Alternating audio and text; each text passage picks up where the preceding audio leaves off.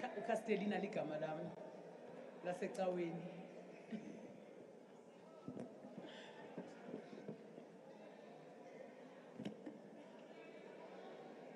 Please proceed, Chief Whip. Can I proceed? I've already greeted this August House. Egameni lombutho olilifa lesizwe. The ANC ndinqwenela uqala ngokwamkela nokuxhasa intetha ethe cha ebetyebileyo ebekwe ngumongameli wesizwe ngomhla wethoba kule ndlu. Abantu boMzantsi Afrika babeke kwintende yabo ubomi babo kumbutho wesizwe. Uxanduva lokukhokhela sonke nelizwe liphela okukona kungundoqo kuthi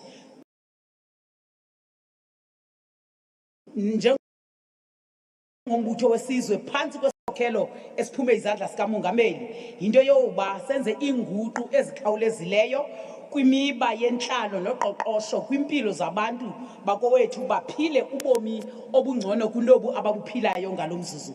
The president also outlined commitments to taking decisive action, address challenges affecting the nation through placing the people's interest in the center of the process of change. I am moved by the memory of the towering icon of our struggle, Udalibunga Utata Umandela Holshasha, who stood a few meters from here 33 years ago as a free citizen after spending 27 years in the Ekubanjweni kwakhe upper Epauls Mona, Robben Island. It was a historic event that marked the turning point in the liberation struggle in South Africa's march to freedom and democracy. Sentenced to life imprisonment, his release breathed new life and hope into the nation that for decades echoed the struggle song, "We Shall Overcome." Today, it is that same spirit of hope and resilience that we are drawing upon the face of a myriad of challenges that confront us. We must remain true to that spirit of resilience, and each of us must do all in our power to work together to fight poverty and reduce inequality and corruption and address the energy crisis. We don't speak about poverty as it is in fashion, but we speak about poverty because it is politically correct to do so. We have lived that life and we are and it is us who have been motivated to persevere to greatness through poverty. Thina siyazana ke nendlala nenhlupheko yilonto ke isithundezayo into basisebenzele abantu bakowethu. The ANC has a mandate not to use this podium for cheap politicking, but to communicate the achievements of this government, working together with social partners to implement the commitments made in the previous State of the Nation address. The ANC speakers will address the nation and debunk the falsehood that some opposition parties and some media houses have been repeating, that this president and the government has not done anything. National government alone cannot solve the myriad of challenges and problems that are affecting our country. The grandstanding and pontification we are about to witness here in the next 2 days by some parties, it will be a clear display of abuse and of serious debate for political campaigning. Asikhanyeli ukuba imicelimngeni ikhona. I-ANC ngalo lonke ixesha ihlala iba yeyokuqala ukuvuma ukuba zikhona iziwo ubuthathaka neziphene ezikwezinye zamaziko orhulumente. Kunjalo nje iyinhlaninge imizekelo yokufunquka kwezinga lokuphuncuka komqela owenziweyo ngurhulumente. Umzekelo obonakalayo ngulobo kuthethwa ngawo indlela abafundi abasebenze ngayo bekhokhelwa ngootitshala abazinikeleyo abafundisi ntsapho esibabulelayo. The ANC is not in denial about the state of the provision of basic services and infrastructure such as water, human settlement, transport, electricity, bridges and bad road infrastructure. We need investment in new infrastructure projects and funding in maintenance. The national interest is our utmost priority, and the rule of law as a cornerstone of our constitutional democratic state must be maintained at all times. What is a people's parliament? It is important that we remind one another that In deepening accountability, Parliament provides oversight as the tribune of the people and is expected to promote the rule of law. Since seen here last Thursday by some parliamentarians heading to confront the President of the Republic of South Africa must be condemned, and the joint rules must take its course. These few parliamentarians are an embarrassment to the country and to the nation, because we are not a violent nation as South Africans. We know how to process our issues. Kwintetho yesizwe kwiveke ephelileyo umongameli usikhumbuzile sisonke apha okokuba abantu boMzantsi Afrika abanawo amandla nomonde womdudo wamasele, umbhodamo, umchocho nombhayizelo wamakhwenkwe esubone ugquba kule ndlu. Bafuna ukuba izenzo nezisombululo kuzo zonke izinto zorhulumente. A lot of hot air is going to be blown about the government declaration of a national state of disaster to respond to the electricity crisis and its effects. The critics of this approach miss the most important element of the intervention, namely the strong central coordination and decisive action needed to deal with the national crisis of energy. President and government is heeding to a call made by the citizens of South Africa that this government must add load shedding. This government must stabilize energy throughout by intervening. The comprehensive plan to attend to electricity challenges must be implemented, Honorable President, with immediate effect, with speed. We are awaiting for the Minister of Electricity to gallop on this matter. Dabayena ya electricity ki khomu ya mushate, wayihama umulatu, wayilisha umulatu, kanti nifuna ntoni? Government has responsibility to cushion all citizens with incentivizing and subsidization of solar roof panels. Vandalism of infrastructure and stealing of cables is tantamount to sabotage and counter-revolution. These criminal acts must be dealt with ruthlessly. Injongo zokuba makuze nesicwangciso into yoba abantu mabaphume kulo cimicimi nobumnyama ngoba busibuyisela emva kwezoqoqosho. There's an urgent need that faces the challenges of local government, which must be attended to by the national government through the review of the municipal fiscal model, including the division of revenue, in order to avail resources to meet the needs of the people in the sphere, prioritizing basic and fundamental needs of our people. Provincial and local governments, traditional leaders, religious fraternity, youth movement, the workers, the business sector, also must come on board as they did in the NETLAC framework when the nation responded to COVID-19. When we adopted the style of working, we were able to build new capabilities such as Fusion Center, whereby different law enforcement agencies work together to tackle crime and corruption. The Auditor General worked with government departments and entities to introduce real-time audits, and we want to really appreciate that. The Department of Employment and Labour created TERS benefit scheme whereby the UIF paid benefits to workers through the bargaining council and employees. The Department of Social Development also able within weeks to roll out a new social grant to help the unemployed and cushion the indigent, thus laying foundation for the basic income grant that we had debated for decades. Our track record speaks for itself, but challenges, we do accept that they grow daily. These capabilities were built within a relative short time. They stand as a proof that South Africans have the capacity to unleash solutions for all our problems. What we need is leadership that is capable to inspire us and mobilize our energies towards same goals. Robust oversight by the parliamentary committees must be intensified to prevent the mismanagement of public funds. As the ANC, we have a rich history of struggle of mobilizing our people to move mountains. We did it in various moments to overcome oppressive system. There is nothing that can not be done now, as we have done with the past laws in 1952. We mobilized volunteers to collect aspirations of our people through the Freedom Charter of 1955.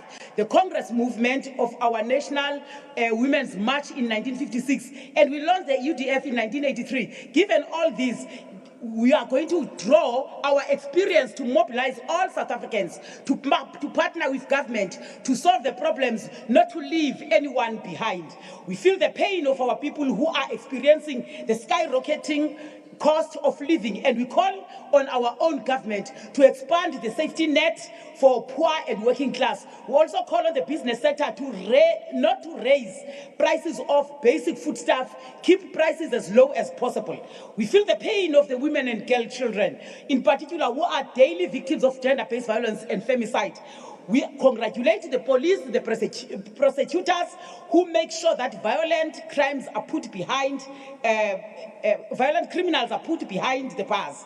Our task as the citizens of South Africa is to heal the horrific condition of society by working together. We pay special tribute and condolences to the artists who died in the line of entertainment. DJ somebody, Mpinsha, aka the member of the South African National Defence Force, who was part of the keeping force in DRC, Sergeant Mabena, and all other heroes and heroines. To government of the people of Turkey and Syria, after a terrible earthquake, we took off more than 37,000 to date. To our 4 provinces that are experiencing floods at the moment, we're happy that a declaration has been done. We know the prevalence of young people in our population on ongoing challenges of unemployment in our country. We call on government to play an active leading role by revival of the presidential working group. Allow me to invoke the profound words of our iconic writer, the late Professor Eskael Mphahlele, whose centenary we celebrate this year. I quote, "Everybody who is willing to work and has a nation-building vision rather than aspirations for a sectoral power base should be allowed to come forward and contribute ideas, and hence," I close quote. Let us take the heed of the President Ramaphosa's wise words in SONA 2023 address that, I quote, "To build such a society, to overcome the great difficulties of the moment, we need to work together, we need to stay the course and intensify our collective efforts to grow South Africa. No one must be left behind." Thank you very much. Danko. Thank you very much. Thank you very much, Honorable Pema Chodina. Honorable members, just for you to know that the matter of the ECON is being attended to, so please be patient. The issue is being addressed. We'll now move on to the next speaker, Honorable the Leader of the Opposition.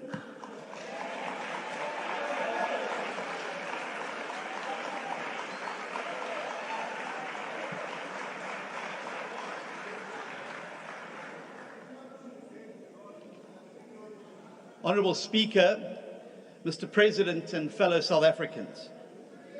In January 2019, a select group of business executives were invited to a dinner on the sidelines of the World Economic Forum in Davos, Switzerland. At that dinner, the host stood up and described the term in office of South Africa's former President Jacob Zuma as 9 wasted years. And influential people who attended that dinner said that they were impressed with the forthrightness of the comment. According to one attendee, and I quote, "It made me think about how the country had been run in the last years. We lost some of the gains that we had," end quote.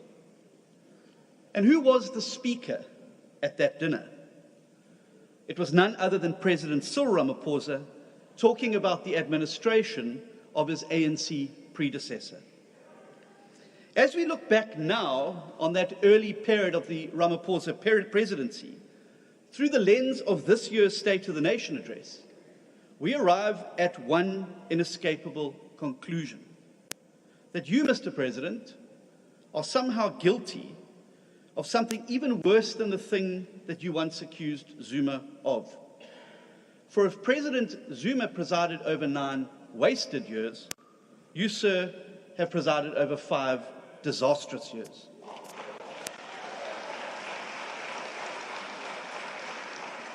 If you thought that we lost some gains under Zuma, then under this administration, we have gained only losses. To quote one of the ANC's favourite thinkers, Karl Marx, history repeats itself, first as tragedy and then as farce. And that is exactly what you have wrought on South Africa, Mr. President. What happened under Zuma was a tragedy, but what has happened under your watch is a farce. The new dawn was a false dawn. Ramaphoria was a delusion. Your supposed commitment to sweeping economic reform was hollow. Unemployment has skyrocketed from 36% to 43% since Mr. Ramaphosa became president. Murder has increased by 20% over the same period, with 70 people killed in our country every single day. And as we all know, the rolling blackouts have now become a daily feature of permanent life under the Ramaphosa era.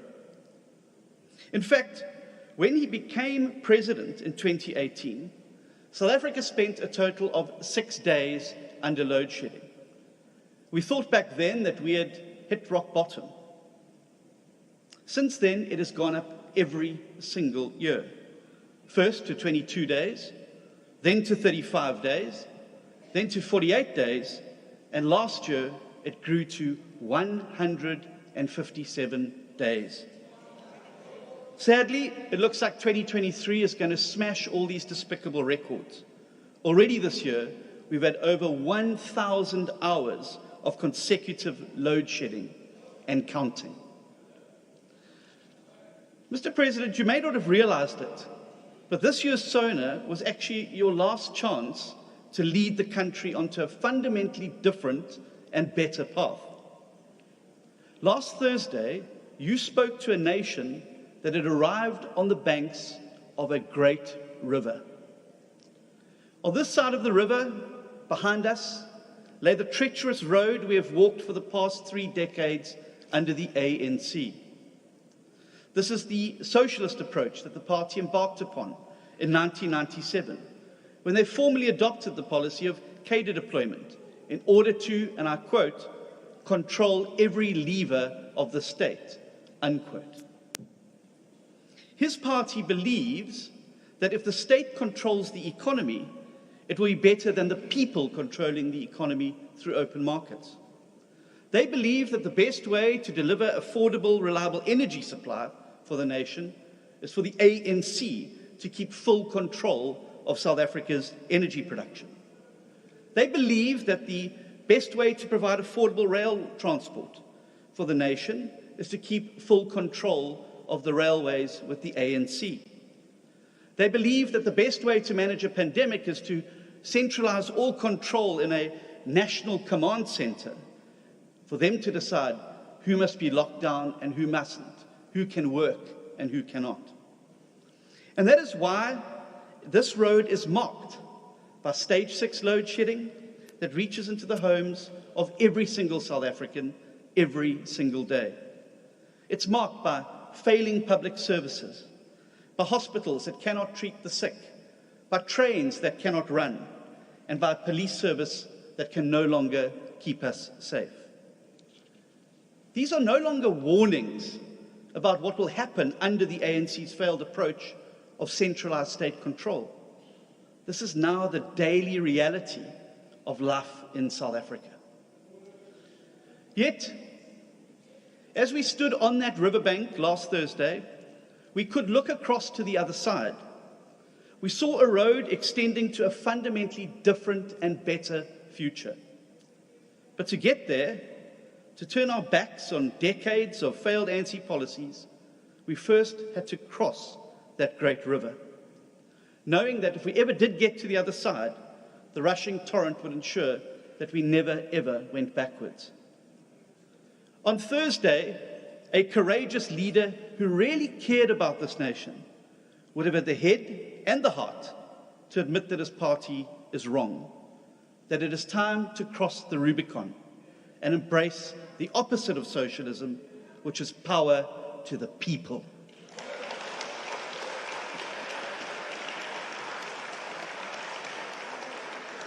Now, make no mistake about it, South Africa was ready to cross that river. The men and women of this country are tired to their very core of the abuse that this ANC government has put them through. On last Thursday, we looked to you, sir, our president. We asked you to show us the way across the river, to unleash the power of the market to solve our electricity crisis, to get the incapable state out of the way of the incredible resourcefulness and creativity of the South African people, to put us on the road to socio-economic freedom that all of the world's prosperous nations have traveled. Because we don't want to rely on being resilient, we want to rely on being resourceful. We don't want to rely on meager social grants. We want to rely on our own jobs and businesses. We don't want to rely on your cadres. We want to rely on ourselves. And what did our leader do on that riverbank with the fate of our nation at stake? President Cyril Ramaphosa could not cross the Rubicon. Even as our nation pleaded for him to do the right thing and to take us onto this hopeful new path on the other side of the great Rubicon River, he couldn't take his eyes off the rapids. Even as the people of South Africa raised their voice in unison and frustration, all he could do was stare, terrified at the challenge.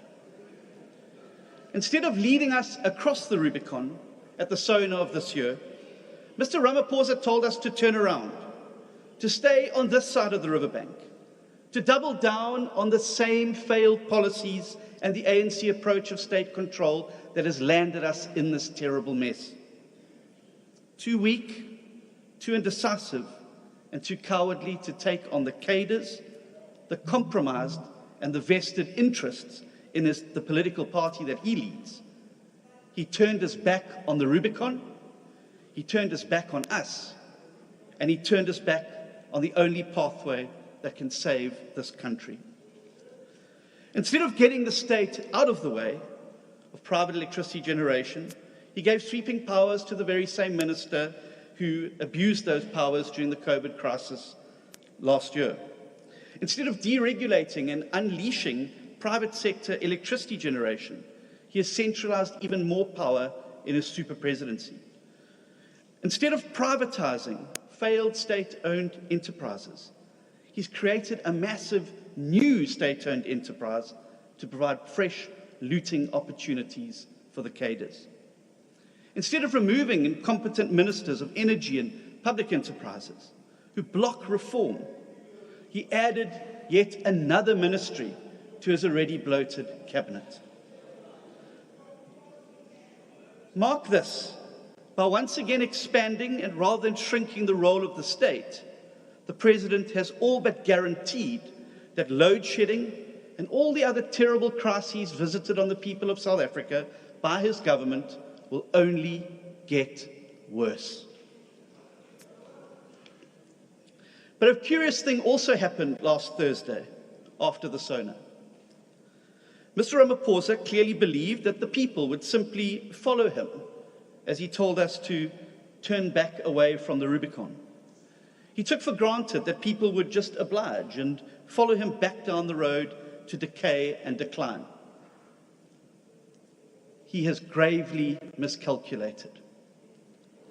Instead of following him, the people have stayed put, their eyes firmly transfixed on the promise of prosperity and hope on the opposite shore.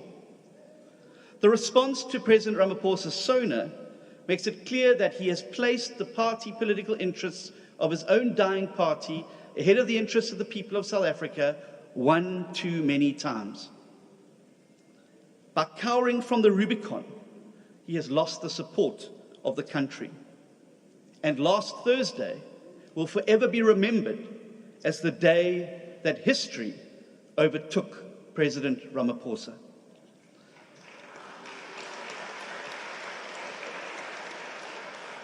By failing to listen to the cries of the people and doubling down on the failed ideologies that caused the suffering, the government has deserted us. But that does not mean that we can't still cross this great river. Yes, Tumamina was an empty slogan. Yes, the new dawn was a cruel mirage.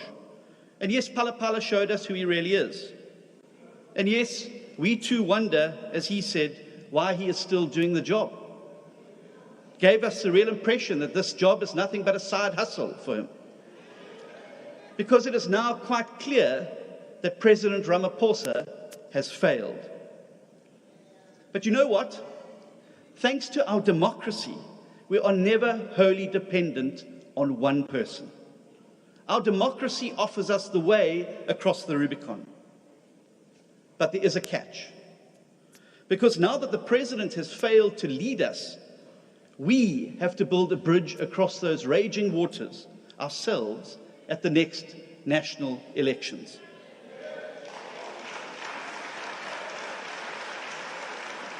During his speech, the president claimed that we are defined by platitudes like hope and resilience.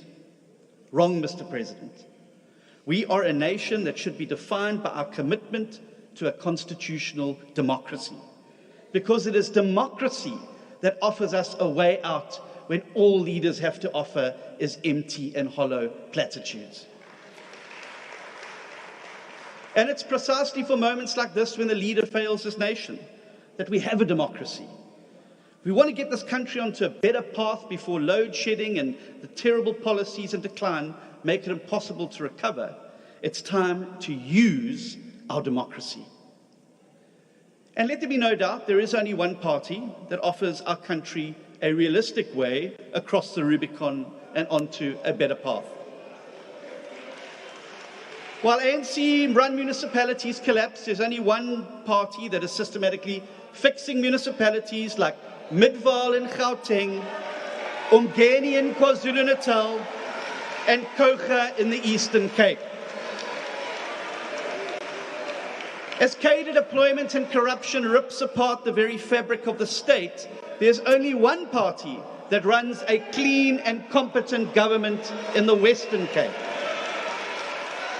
And as power cuts get worse by the day, there is only one party working day and night in the province and the city to shield people from load shedding.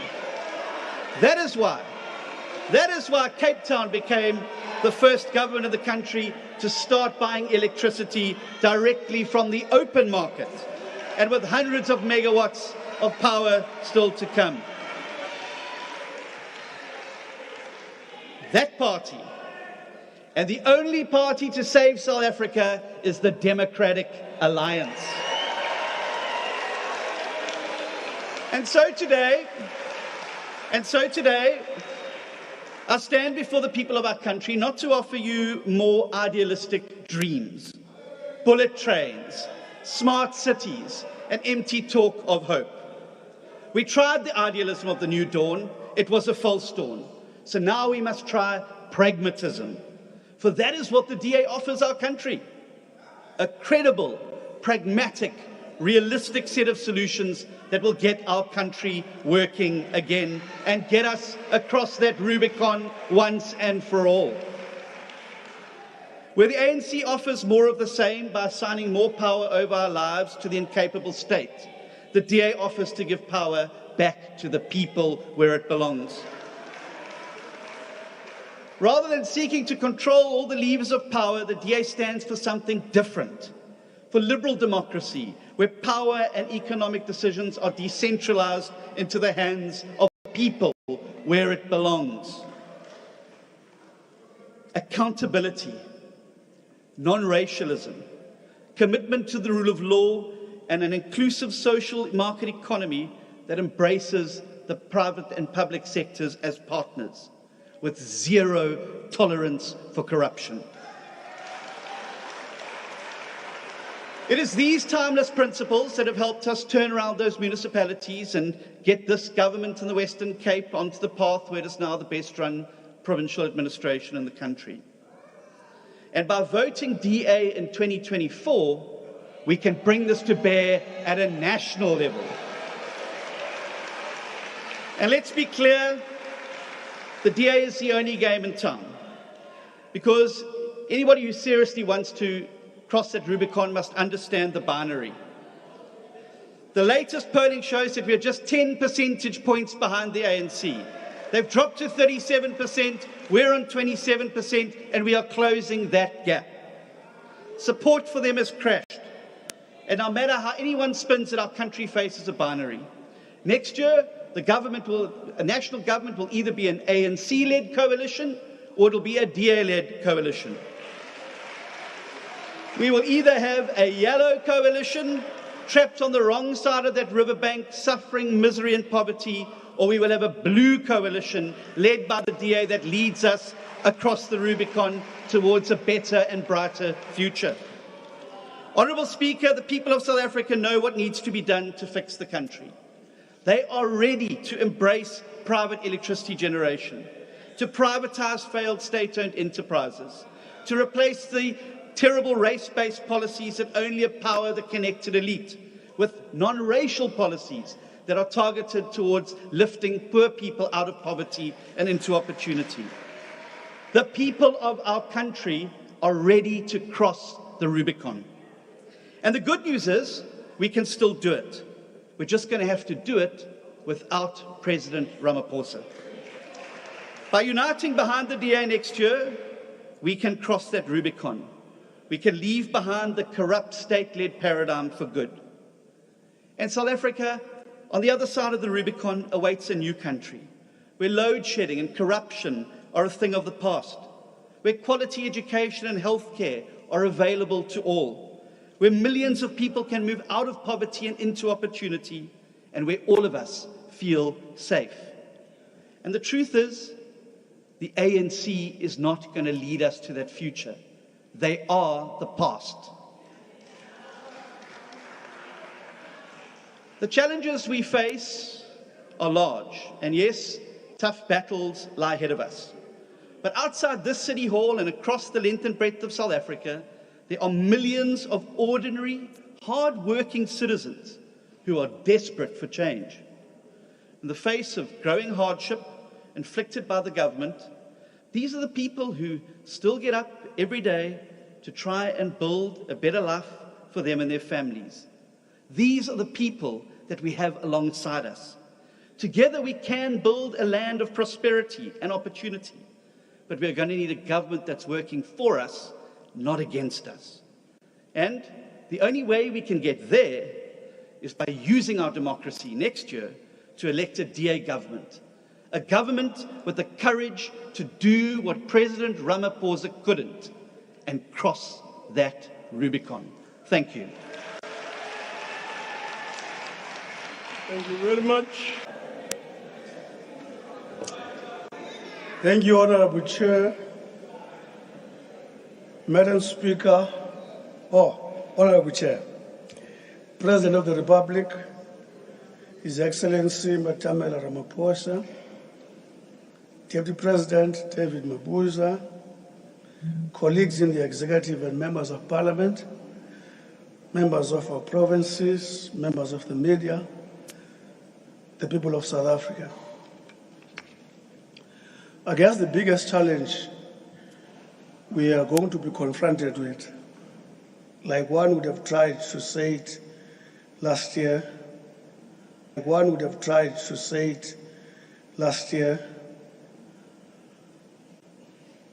the difference again between facts and ideas. Where we are sitting, DA believes that ANC is obsessed with government control, where everything is done by government. It's only when you ignore facts to be able to think along that path. Already as we work now, for the first time, ESCOM, electricity supply in South Africa, the intervention program diversifies the various sources of energy. The fact that we have lifted the ceiling for private sector to generate capacity, that cannot be an obsession with the control of government. As we speak now, we are ensuring that there is a move to secure energy on emergency basis. Where we are sitting, as we speak now, there is, under the leadership of this president, acceleration of procurement of energy from renewables, from battery storage, using the battery storage, at the same time accessing gas. This is a diversified access to energy. Now, two, again to deal with facts. For anyone to believe what DA says, you must have not been able to see the intervention of the Vulindlela program that deals with economic reforms. And the intention of that program, already on the move, is to ensure that there's water availability. And also the president said here, we have reduced number of years for water license from multiple years to 90 days, so that private sector that applies for water license is able to access that license. Again, for you to say this government is obsessed with control of government, you must actually ignore those facts. Our program is clear with regard to interventions to unlock and deal with regulatory cost in as far as SMMEs are concerned. SMMEs, in the manner they are not ANC. It's a small, medium enterprise. These are small, medium enterprise. This is private sector. Those structures, Honorable Stacey, are not ANC. So that intervention, led by Sipho Nkosi, working together with the Department of Small Business, is unlocking the path for small business to participate. That cannot be viewed as ANC unless you are obsessed with the denial of facts. Again, an ANC government is a transformative government. If you want to say where DA leads, you've consciously said nothing about the state of Tshwane. You've consciously said nothing about the state of Johannesburg. You've consciously said nothing about the fact that one of your mayors have dropped the ball in the street because of no less than 100 billions unauthorized expenditure. That is a DA mayor. Again, when you say DA does well, it's because you're obsessed in a very blindfolded way with this metro, which has passed the test of racial exclusion. All black townships here in this metro, services are in a dire state. You go to Khayelitsha, you go to Philippi, you go to Guguletu. I have been in those townships, Honorable Stacey. The police stations are in a dire state. Everything, right? The point that I'm making to you is that Western Cape is a test of resilience of racial exclusion. You have not run, when you go to Joburg and you do juxtaposition, you do a contrast. When Joburg was run by the African National Congress, look at the financial ratios. You will never pass the test of financial management as the time Pakstow was running Joburg. You can go to Tshwane when Tshwane was run by Sputla Ramkhupa. You look at the financial ratios, you look at the focus, you look at the transformative program. There can be no comparison. You know what? It's because you deny facts, right? Fortunately,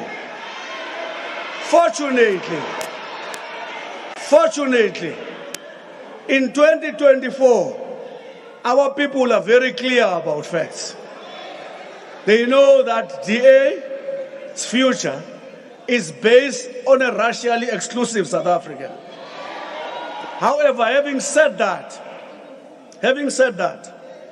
now they know that in dealing with Eskom, as we sit here, there's a focus on six power stations.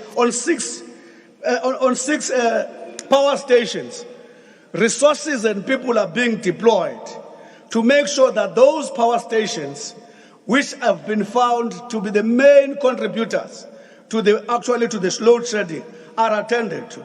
As we speak now, there's a clear plan to reduce the debt burden on Eskom, to make sure that Eskom is able to release resources to improve on maintenance and ensure that transmission lines, those are facts. So, I think your fear, Mr. Honorable Stazen, if you look at the facts previously, look at the facts, where there's a survey about respect and trust of leaders, you don't feature in the same space with our president. Those are facts. They are not done by me. It's not my research. It's not my research. And this year's State of the Nation address by the president is historic in many ways. It signals many rays of possibilities and an imminent end to a rather devastating period, which was ushered in by COVID-19 catastrophic floods, serious case of corruption and maladministration that were laid bare at the State Capture Commission and an energy crisis. Indeed, as the President indicated, we have seen the resilience of South Africans and are constantly inspired by our belief that tomorrow will be better. As a result, we are witnessing the resurgence of the economy with our growth figures of third quarter 2022. Economy grew 2 quarters last year. Economy grew no less than 2 times from the labor survey. Net jobs, no less than 648,000. First labor survey, no less than 200,000. Those are facts.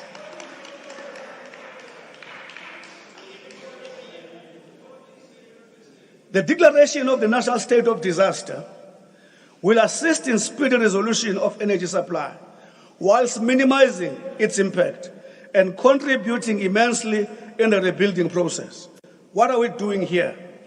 As we deal with the causes of shortage of power and load shedding, at the same time, disaster seeks to intervene to make sure that we are at a pace and actually are able to prevail over the damage that load shedding is causing, at the same time deal with the impact.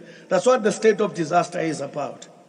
The sixth administration is in its penultimate year. In 2024, we'll go back to South Africans to seek a renewed mandate based on facts, and we are confident we will receive it because we are a government that is committed to improving the lives of each and every South African. That is based on facts, because we are a government that leaves no one behind.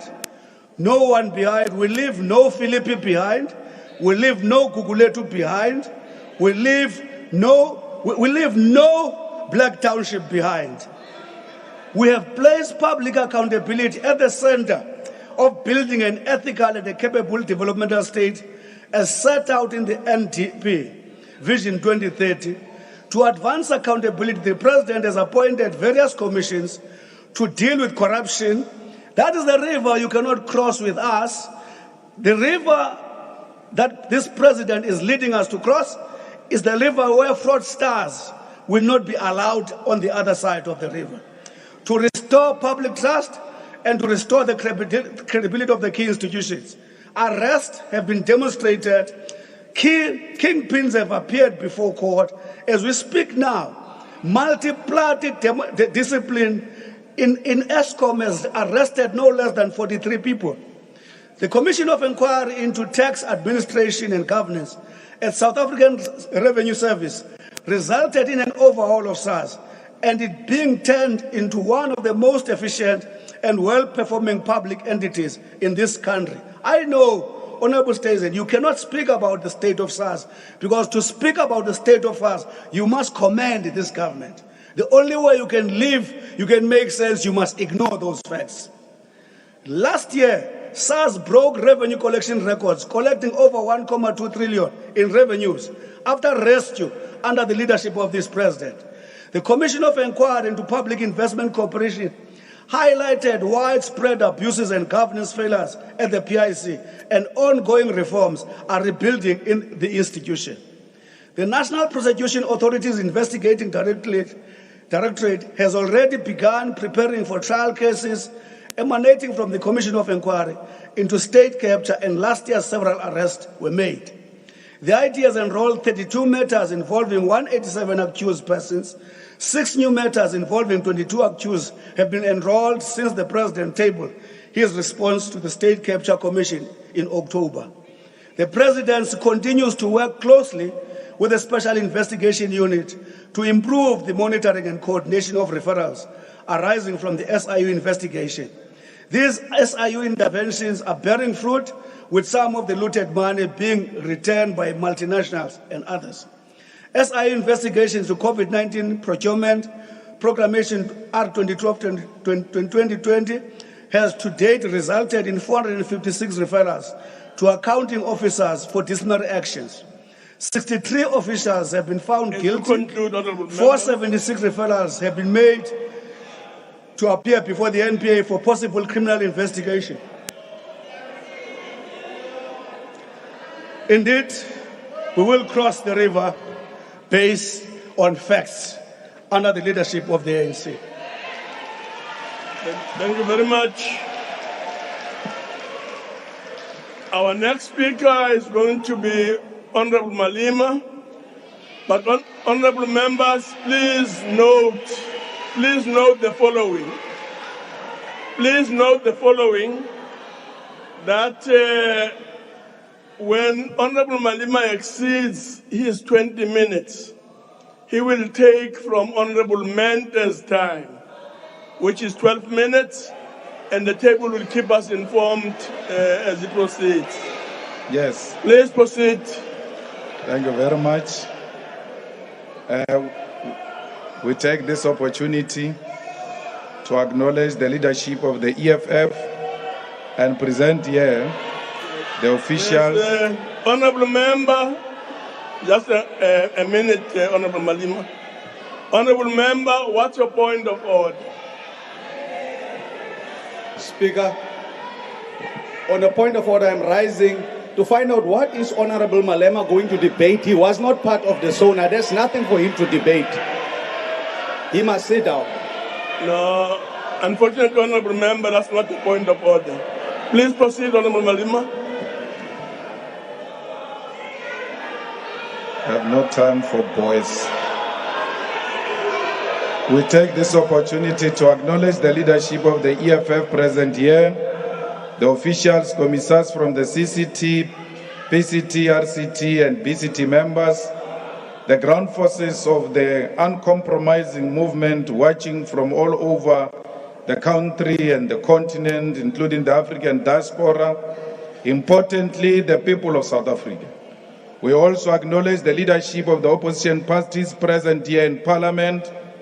Under normal circumstances, we're supposed to acknowledge a president and a speaker of Parliament.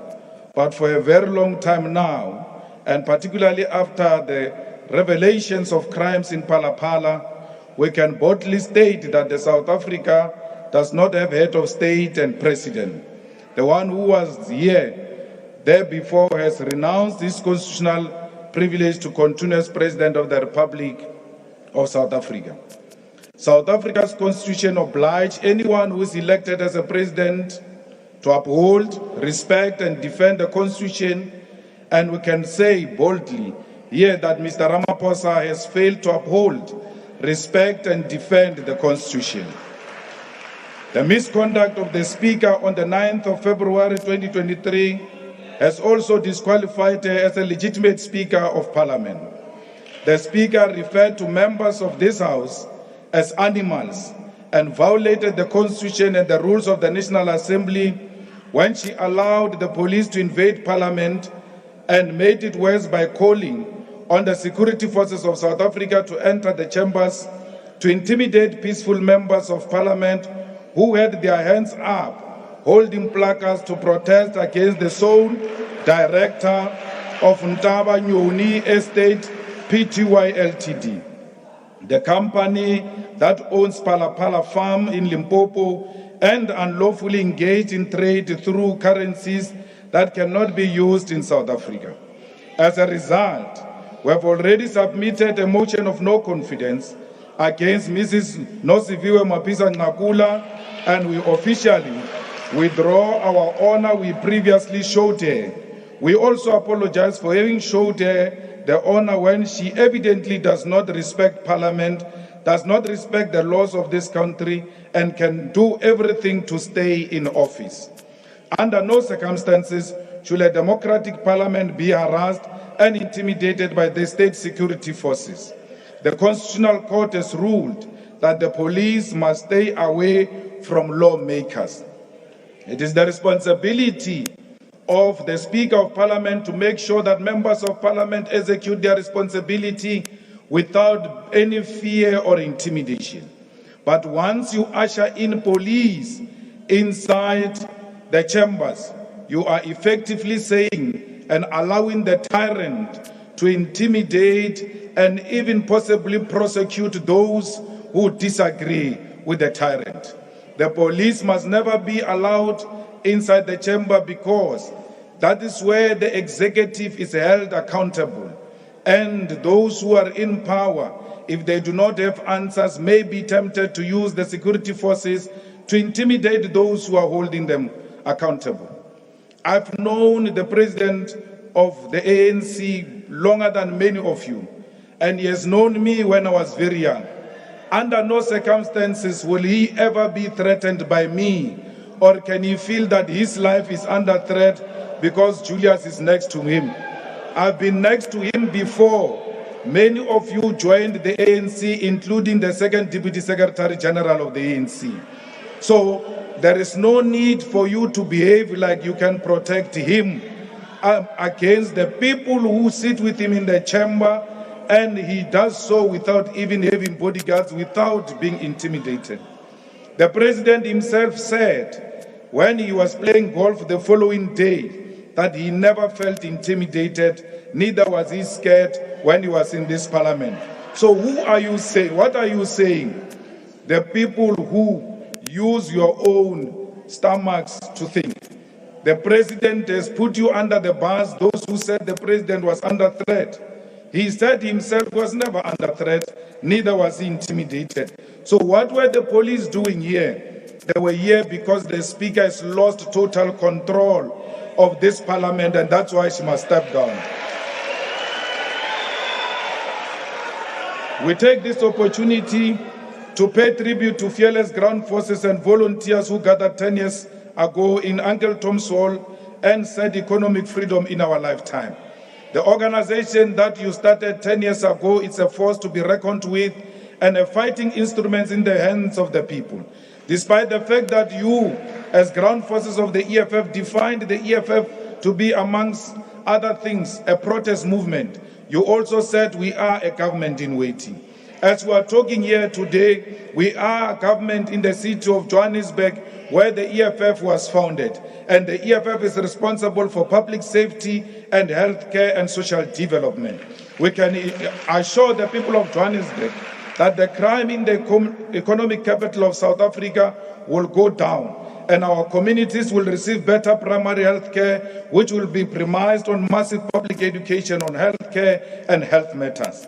Public safety is what we are going to ensure. We will demonstrate to the people of Johannesburg that we will reduce the levels of contact crime, murder, robberies, car hijackings, assault with intention to do grievous bodily harm in all crime spots of Johannesburg, particularly Hillbrow, GP, Central Johannesburg, Orange Farm, Alexander, Ivory Park, Honeydew, and Midrand. We will not tolerate criminals anywhere in the city of Johannesburg. Our energy services must Honorable understand Malema, just a minute. I see your hand is up, Honourable Member. Can I find out on what point are you rising? Thank you very much, Chair. I'm rising on 14P. The honourable member on the podium have taken this very same house, have litigated the very same house, who have been schooled by him that the president have taken. No, you can howl. We have been schooled by that one. Listen, we have been schooled by that one. He told us that the president have taken parliament to court. Therefore, president cannot address this house. The very same thing have done it. He does not have any standing to address this house. He is a delinquent. He disrupts the house. Therefore, he must also not be allowed to address the house chair. Thank you very much. Thank you very much, Honourable Member. But that's not a point of order, unfortunately. Please proceed, Honourable Member. There is a difference between addressing and debating. Very thin line. I'm not addressing, I'm debating. We can assure the people of Johannesburg. Honourable Malema, I see there's another hand. Please sit for a minute. Honourable Member, please start off by indicating on what point of order are you rising. On what point are you rising? On what point? Chair, I'm raising on a point of order, quoting Article 14P, on the use of offensive languages by Honourable Makgorumeja Malema, who undermined the president and undermined the House by using offensive languages the last time. Now, before Makgorumeja continues to address, Makgorumeja must first apologize to the parliament, or he must not address, because we can't be addressed by Makgorumeja, who undermined this parliament. Thank you very much, Honourable Member. Honourable Members, can I really make a plea that when we rise on a point of order, it should really be a point of order. I'm not going to really allow any other person to make a speech in the pretext of raising a point of order. Please desist from doing so. Honourable Malema. Thank you very much. The health and social development, the primary principle and approach of the EFF to healthcare is based on primary healthcare and accessibility of clinics for 24 hours. Each and every ward in the city of Johannesburg must have a healthcare facility, whether it is a hospital, clinic, poly or mobile clinic. What primary healthcare means is that our nurses and departments of health as a whole must not wait for patients to come to them only when they are terminally ill and require expensive and sophisticated healthcare operations. Primary healthcare means that the Department of Health must perpetually and permanently raise awareness and conduct massive public education of essential preventative health issues confronting our communities. Our health department will work with schools, community forums, and community-based organizations to publicly educate our people on preventative healthcare measures. We will make sure that all the acting positions, both in public safety and in health and social development in Johannesburg, are filled so that we can give our people a proper service.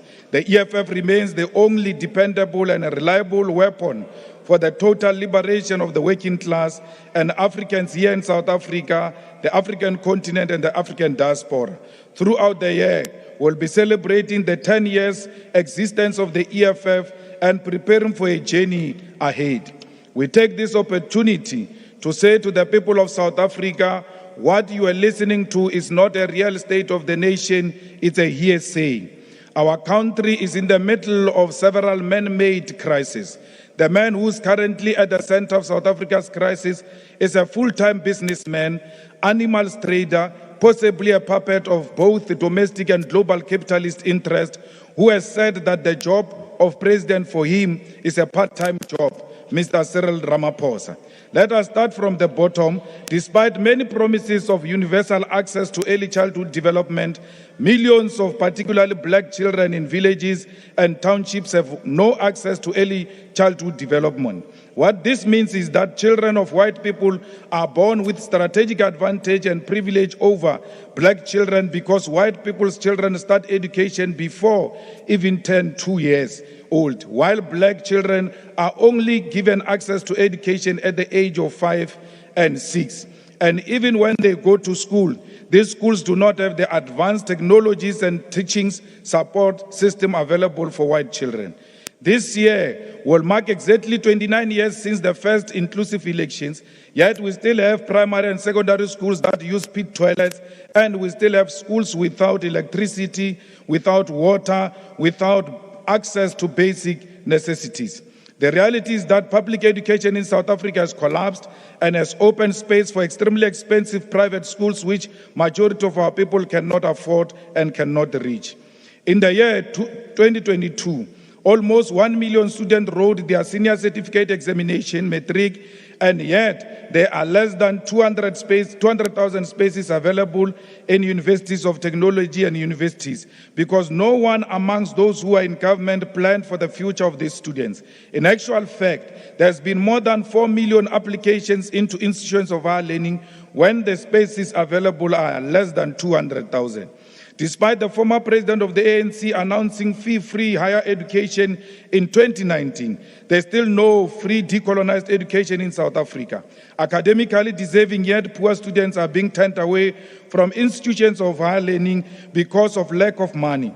Those who protest against fees are being shot and killed with no consequences, like fighter Madonsela was killed at the Durban University of Technology. There is still a shortage of more than 500,000 beds for students at TVET colleges, University of Technology and universities, and without decent and safe accommodations, students are subjected to high levels of crime, abuse, and often taken advantage of by different people.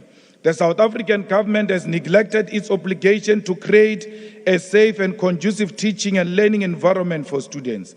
Those who sacrifice and go through endurance of finishing their students are often thrown into a very large section of the unemployment in South Africa. More than 12 million capable South Africans who are looking for jobs, including those who are discouraged, cannot find jobs anywhere because there is no meaningful program to create jobs for young people. Unemployment in South Africa is too high, and as if that is not enough, the South African Post Office has announced that it will be worsening the crisis of unemployment through retrenchment of more than 6,000 workers. The fact is that South Africa currently has close to 20 million people who are dependent on social grant, and it's not a cause for celebration, particularly when viewed from the fact that even these social grants do not eliminate poverty. There is absolutely no child and definitely no adult who can survive and thrive with $350 or $450 per month, whereas in a country with rising costs of living. Not even the dogs of the presiding president survives on $450 per month. The form of social assistance provided by government since 1994 has not been impactful in reducing poverty because the current government is incapable of creating jobs and taking our people out of poverty. Landlessness is still the biggest challenge confronting our people, and our attempts as the EFF to resolve the land question was undermined by the puppets of neocolonialism and imperialism. We are here today with still working under a constitution that protects the rights of stolen property because the land in the ownership and control of colonial settlers and their descendants is stolen land, and no amount of lies will hide the fact that settlers are in possession of stolen goods. In the middle of joblessness, and many crises that define South Africa, we have high levels of crime which are perpetuated by the fact that we have an incapable and unwilling police minister who has always shown up after the crimes and only posed for cameras. This leader has demonstrated that he has got nothing to offer except to project himself as a modern-day model. He is indeed a certified fool without any alternative to reducing crime in South Africa. We said before that the current leadership of the police is incapable, and we are firmly called for the removal of some of these imposters, and our cries fell on deaf ears. Let's see the point of order. Listen to the point of order.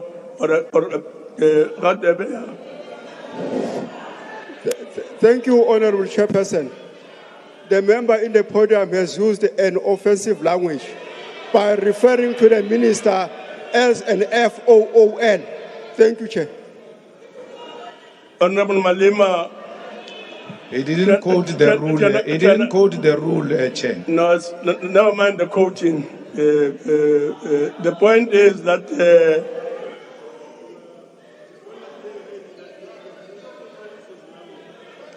I can't hear you, Chair. Switch on. They wrote for you. Switch on. Honorable Malema, please behave. I can't hear. Please behave. But I said I can't hear. Please behave. I can't hear. Now, Honorable Malema, I'm calling upon you to withdraw the use of an offensive word, and that word is fool. I withdraw, Chair.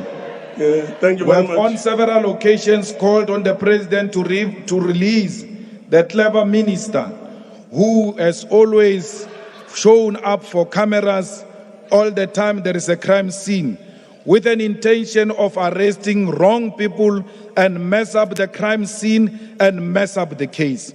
Today we speak, crime has gone very high in South Africa in all respect. We don't even want to talk about GBV. We don't want to talk about cash in transit haste. We don't want to talk about contact crime, because the leadership of the police is in cahoots with the criminals. The only way we can be defeated in dealing with crime is only when the leadership of the police is working with criminals. The leadership of the police works with drug lords. The leadership of the police works with Nkabis. The leadership of the police is in the payroll of hitmen and women of this country. The leadership of the police actually planned the assassination of our deputy president, a matter that we brought to the attention of the president, that the minister was involved in the plot of killing the deputy president of the EFF. This is a matter that has been reported Honorable and has Malema, been confirmed. Honorable Malema, please take your seat. Honorable Khatebe, on what point are you rising? Chairperson, thank you, Honorable Chairperson. The member has cast aspersions on the minister without substantiating the fact. Yes. No, Rule 12 is very clear. Rule 12, Chair, is very clear that the rules of the NA applies in the joint sitting when the member of the NA is on the platform. So the member violated Rule 85 of the rules of NA. Thank you, Chair. Honorable Malema, I'm sure by now you know that if you are to make an allegation such as the one that we have made now, you need to have a substantive motion put in front of the House so that the matter can be thoroughly debated, considered and debated. So I'm asking you again to withdraw. I withdraw, Chair. Thank you very much. When the daughter of our former Secretary General was killed, it is the police of South Africa who went to the suspects and said to the suspect, put the name of Floyd Shivambu, that you worked with Floyd Shivambu to assassinate. Honorable Malema, just a minute. Honorable member, on what point are you rising? Thank you so much, House Chair. I'm rising on a point of privilege. House Chair, I want to address you and ask you a question on privilege. And the question is that the rule says when a member is kicked out of the House for the duration of the debate, that member may not continue in the same debate. Now the SONA has not adjourned.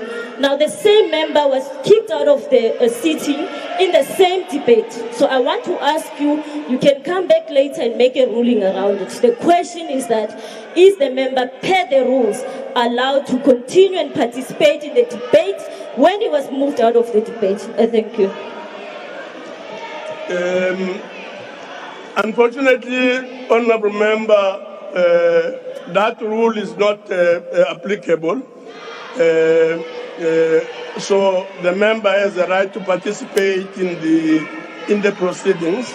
But issues such as the ones that you are raising can be pursued in the Joint Rules Committee and in other related parliamentary structures.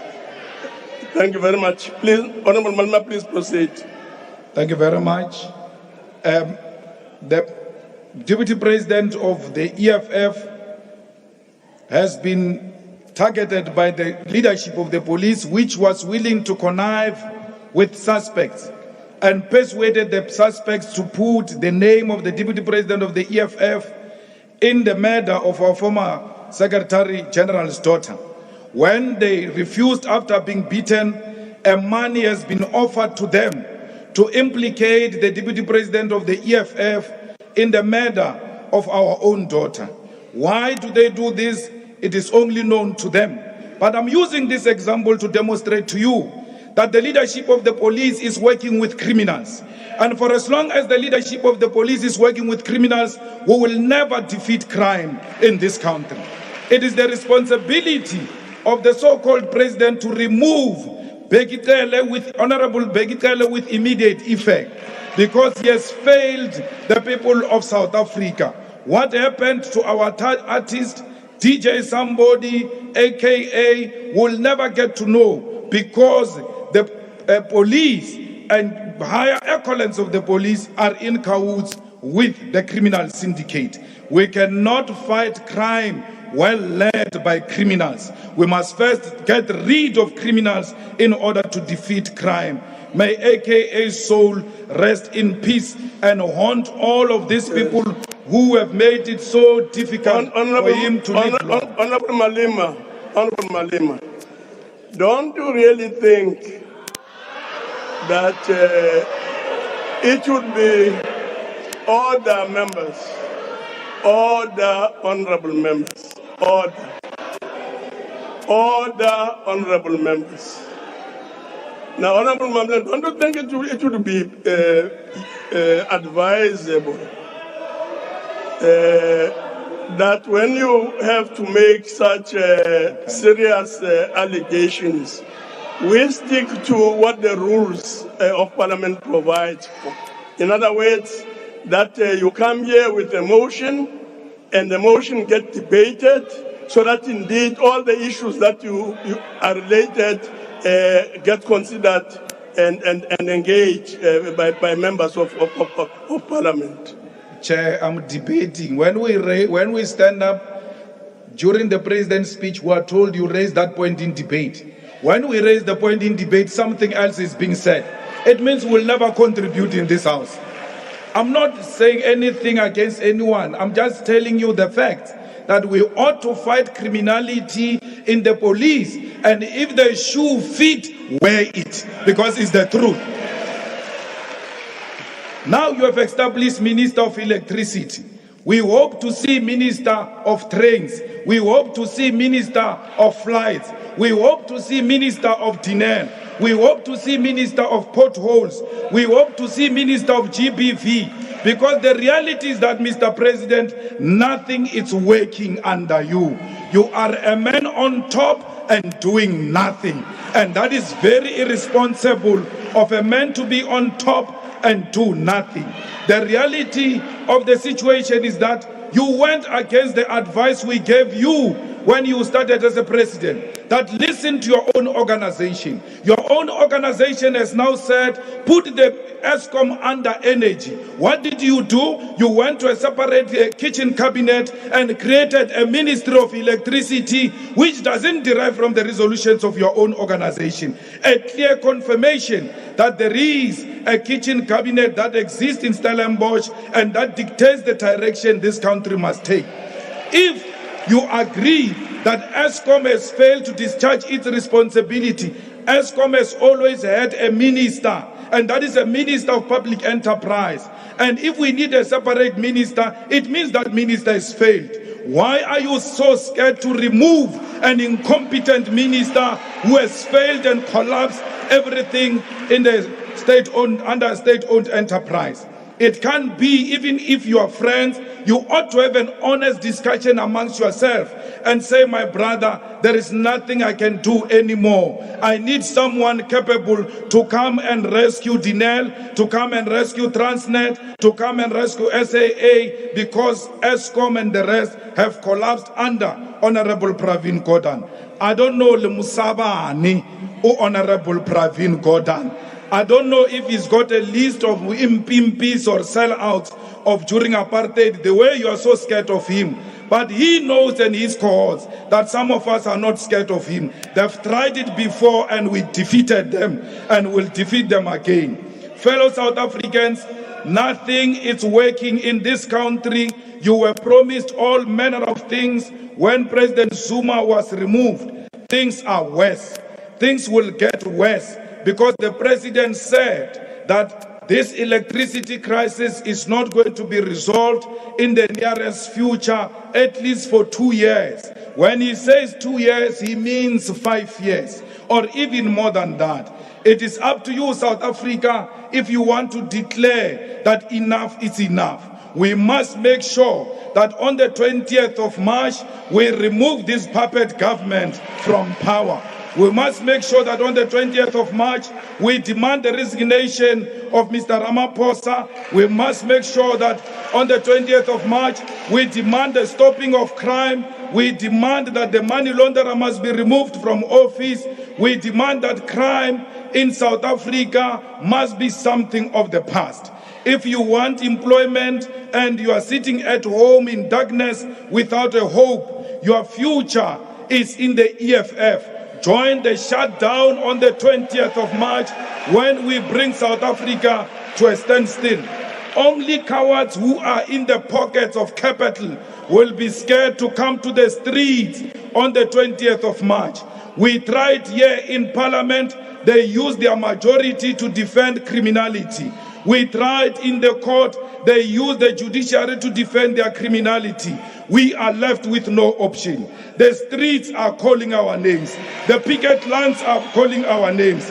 And all South Africans, we look forward to seeing you on the 20th of March, 2023. Only the fearless will be on the streets and holding this puppet government accountable. We are not scared. Only Amagwala will go and beg the president that he must not resign. But all those who know that the president did nothing for this country, including himself, will encourage him to resign, because the president had already resigned. And once you have resigned and you are convinced by affection to stay, you must know that it is only the body that remains there. The conscience is gone, because the conscience is the one that wrote a letter. No amount of factionalism can bring back that conscience. I don't know what the deputy president, the former deputy president, is doing here. He allows them to use him against Paul Mashatile, but he knows that these people don't want him. They don't want you. Stop pretending that they want you. And former Deputy President Didi Mabuza, please join the streets on the 20th of March in Mpumalanga. All of us, please, let's go on the streets on the 20th of March. Patria muerte! Patria muerte! Patria muerte! Thank you very much. Honourable members, maybe we should proceed. We note that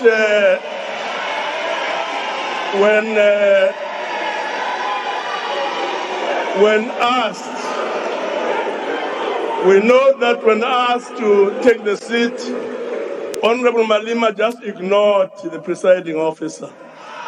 We note that. We note it because we may have to follow it up. Thank you very much, Honorable Mandash.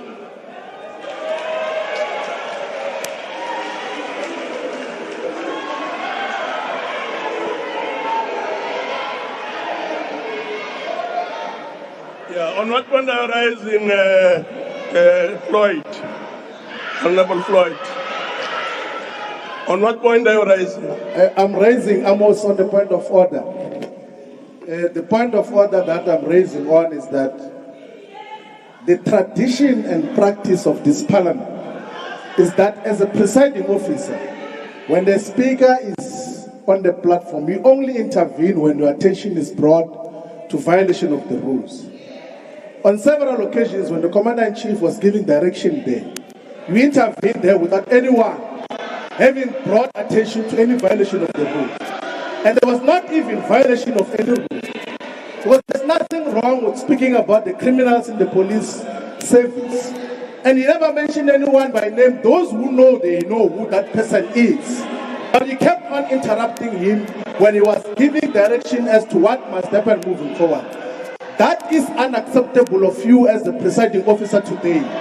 And you must consider shifting there if you are incapable of handling this house appropriately, because what they're doing is unacceptable and we'll never allow that to continue in the manner that we've been doing thus far. I must say that that is indeed a long speech. And honorable members, I think we should, all of us should ensure that the business of the house is properly run. And that indeed, as presiding officers, we have the overall responsibility of being fair and running the business in such a manner that no view is seen to be suppressed and undermined. But if we are to succeed in ensuring proper decorum of the house and the dignity of the house, all of us must take responsibility.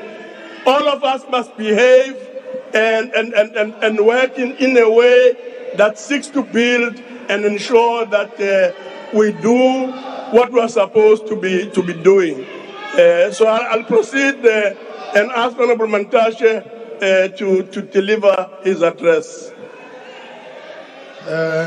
Thank you, Honorable Chairperson of the National Council of Provinces, Honorable Amos Masondo, the Speaker of the National Assembly, Honorable Nosviwe Mapisa Ngakula, Deputy Speaker Lichisa Tsinodi, Deputy Chairperson of the NCOP Sylvia Lucas, His Excellency, the President of the Republic, Cyril Matamela Ramaphosa, Deputy President, His Excellency, David Dabede Mabuza, Honorable Ministers and Deputy Ministers, Honorable Members present here, invited guests to this gathering today.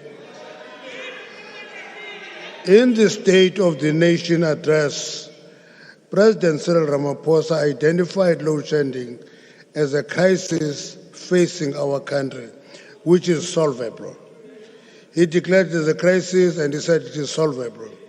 And he made two commitments to confront this crisis. The first one was to declare a state of disaster so that there should be no obstacles or limitation in addressing it. Secondly, he announced that he will appoint a Minister of Electricity in his office to focus on this crisis.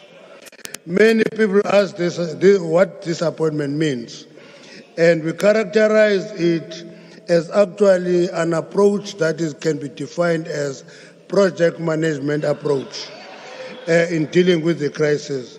Some people in the media say, when we characterize it as a project management approach, we are reducing this ministry and its authority. I think something called school will help them understand project management as not being reductionist. All it is emphasizing urgency of execution and delivery of the project on time. One must understand that when you talk of project management approach, you mean there will be clear time frame, the beginning and the end of the project, and there will be clear milestones, and there will be a clear critical path that you should not deviate from. Now, therefore, this is not reductionist. It is communicating sense of agency and the desire to resolve this, because we don't have time to wait for 24 months to resolve load shedding. That is how serious the president takes this crisis. And unfortunately, we have political parties that never want to be involved in finding solutions of any crisis. They believe that opposition means just opposing anything that is tabled by the ANC and its government. That is a mistake. Parties in parliament should contribute to finding solutions to problems and crises. Now, in January 2023, the leader of the Democratic Alliance made a bold statement that will support declaration of the state of disaster on the emergency and the energy crisis. That was the 31st of January. Then when the state of disaster was declared on the 9th of February, the same leader of the Democratic Alliance came back and said, we'll take the government to court for declaring a state of disaster. Now, when you have the main opposition party talking from both sides of the mouth, we have a bigger crisis as a country. Now, this means talking from both sides of the mouth, Honorable Steenhuisen, is not helpful to society. The DA must throw ideas.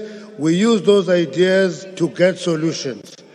I don't want to refer to the EFF and ATM, Honorable Malema, because you opted out of the State of the Nation address. Went left and you are not here. You opted out. Now, you know, EFF, even that's something very, very unthinkable. In a country where a prime minister was assassinated in the House of Parliament, they stormed the stage. It's unthinkable. No, but I'm leaving this to the president to finalize. I'm leaving the criminal aspect to the Minister of Police to connect. I refer to a crisis that is solvable because there are immediate actions that government can take in addressing the short-term and medium term. This includes improving ESCOM's energy availability factor through maintenance and servicing existing power stations. That means the current coal power station must operate optimally.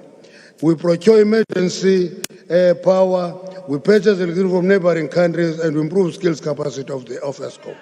And those four interventions will help us. They will help us focus. Honorable Mandash, just a minute. Honorable Josie, on what point are you standing? A point of order. Yes, okay, let's hear it. Honorable Mantashe says his prime minister was assassinated. And I know only of one prime minister, that's Verwoerd. Are you saying Verwoerd was your minister? No, I didn't say that. I've been very suspicious that you were part of apartheid. When? Apartheid. Honorable Josie. You just confirmed calling Verwoerd your prime minister. Honorable Josie, that's not a point of order. I'm sure you know that. Honorable members, can I make a plea once again? Please do not abuse the point of order and give us speeches and so on. Please don't do that. Proceed, Minister. Thank you very much, Honorable Chairperson. So our main focus on improving electricity availability factor should focus on the following power stations. If you look at a power station like Tutuga, which is having EAF of 33.3%, Kendall 45.5%, Dover 20.7%, Majuba 44.3%, Kusile 24.7%, and Mata 42.8%. Those 6 power stations deprive the country of more than 50% of availability factor, and therefore this focus minister will have to focus on those power stations to give us energy and resolve load shedding. The government continues to develop generation capacity, because generation capacity, as we develop it, we're focusing on the long-term sustainable energy security of supply. And that's why, for example, we must be reminded that 2,200 and 500 megawatts of renewable energy was procured under bid window 4, on which we were 2,120 and 30 megawatts are connected to the grid, providing us with much needed electricity. 2,583 megawatts have been procured under bid window 5, with 1,759 megawatts are under construction. Under bid window 6, we procured 4,200 megawatts. Only 1,000 could be declared because of the grid problem. So as we deal with the problem of the current coal generators, we must equally urgently deal with strengthening of the transmission. So my submission, therefore, is that this minister, who is appointed to focus on electricity, which is not something strange, by the way. Egypt has a minister of electricity. Bahrain has, Kuwait has, New Zealand had for a long period of time. It has stopped that now. And so it's not something new. Let's focus on providing electricity in the country. Let me explain that as a department, Mineral Resources and Energy, we issue RFPs very soon on 513 megawatts battery storage, 3,000 megawatts on gas, and we're going to issue bid window 7, which is going to go up to 5,000 megawatts. Let me leave energy and use the remaining 5 minutes on mining. South African mining sector contributes 8% to the gross domestic product, and we're aiming it to contribute 12%. This low performance is largely attributed to global increase of energy prices because of the continued geopolitical dynamics, the ongoing power disruptions, which is load shedding, logistic bottlenecks on our rail and ports, and crime. Now, as a result, mineral production contracted by 9% in 2022. And that contraction was actually backed as a trend by one company called Goldfields, because much earlier it applied to establish its own solar plant to substitute Eskom energy in some terms. That's why Goldfields grew by 10%. So that is a pointer to a number of mines that if you take the initiative, you will save the economy. And again, I think it is quite important that NERSA has approved registration of 406 megawatts, and the total of this registered generation is 1,664 megawatts. Among the generators is Seriti, which is a mining company, which should begin the construction of 155 megawatts, with a project in Mpumalanga, and Exaro will construct 70 megawatts, 70, of solar plant. And that is a trend that mining companies are following to mitigate the crisis of load shedding. We welcome the establishment of a joint structure between Transnet and the Mineral Council South Africa to accelerate improvement of our rail and port infrastructure, because those bottlenecks deprive South Africa of taking advantage of good prices of commodities and leave the high demand, which is not permanent. And therefore, it is important for us to attend to these problems. And I must say, there was a lot of interest shown by investors in the exploration in 2023 mining in Daba. And if we pay and invest enough in exploration, mining has a future. That's where it all begins. And we will work in this interest so that these investments are realized. Furthermore, there is an interest in minerals of the future, which will include your lithium, which we have discovered massive deposits in the Free State of rare earth minerals in the Northern Cape, copper, nickel, and many others. And these minerals, which our country is endowed with, are essential for the development of low carbon economy that we're looking forward to. The DMRE is also seized with addressing the backlog of prospecting and mining applications. We've reduced that backlog by 42% over the last 18 months. The procurement of the customer's cadastral system is also quite important. It's underway, and I will hope that by end of February this year, end of this month, it will be out and we'll be having it sooner. Let me conclude by expressing our appreciation following the reduction of mining industry fatalities. I know very few people pay attention to this. Actually, 2022 registered the lowest number of fatalities in the mining industry in history. 49 is the number. Now, in a country that has been full of disasters, you can look into the Colebrook disaster, 435 workers die in one day. Your Kinross disaster, 177 miners die.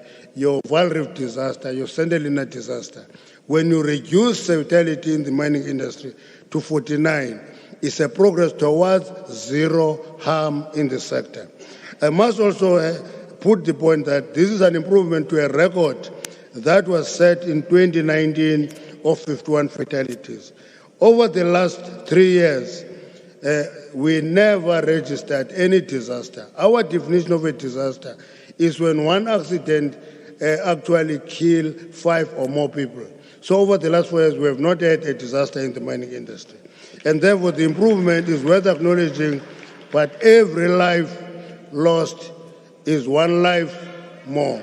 So we should not kill mine workers. Mine workers must go to work, come back alive, and be themselves. Thank you very much, Honorable Speaker. Thank you very much, Minister. We'll now proceed to Honorable Singh.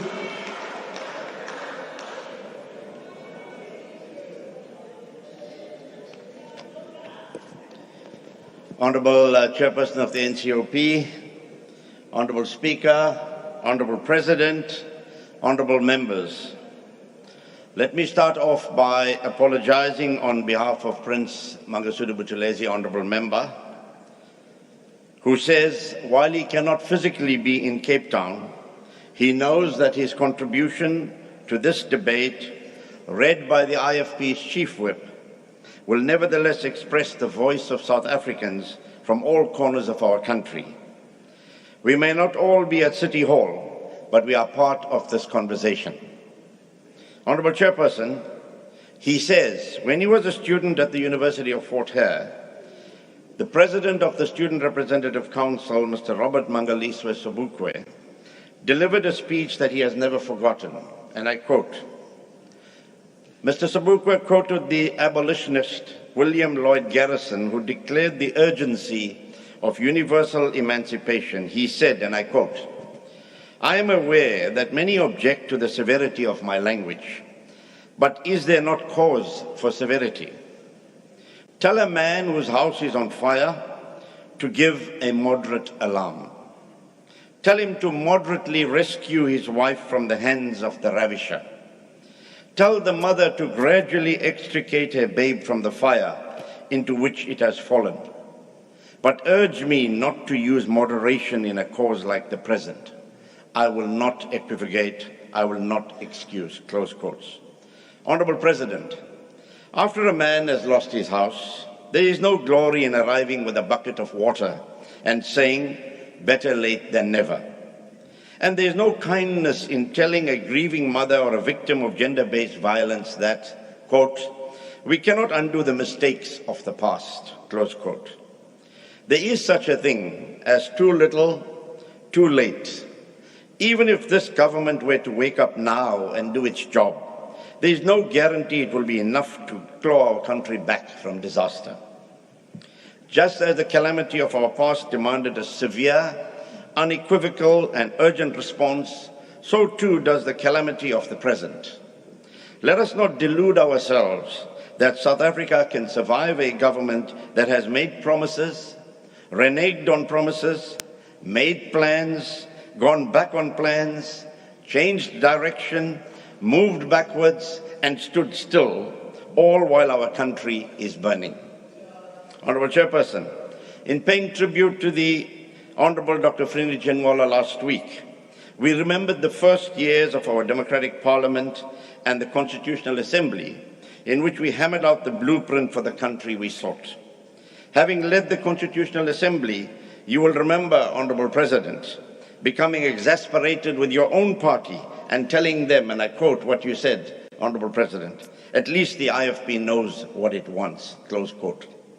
Right at the foundations of our democracy, the IFP produced a detailed analysis of what was needed, evaluating all the alternatives, pointing to the right path, and explaining why it was the best course of action. Had our government been as single-minded, committed and competent as the IFP over the past 29 years, I have no doubt the lights would be on. Your Excellency, you have told us that South Africa is defined by hope and resilience. But if you ask anyone on the street what defines us, they would say load shedding, unemployment and crime, amongst other things. You are right that we are not people easily resigned to our fate.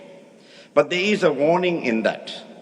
How long will it be before you have a revolution on your hands? And believe me, it will not be a silent revolution. Honourable President, we were all, Honourable Chairperson, we were all disgusted by the disturbances on Thursday night during SONA. And as we walked out and as we met people on the street, they refer to this institution, this Parliament, your Parliament, Madam Speaker and Honourable Chairperson, as a circus ground. And this doesn't bode well for us as an institution. Just last week, the threats and insults and disruptive behaviour evolved into falsely implicating the Minister of Police in a fictional assassination plot. Our people are tired of unfounded allegations, and something must be done about that.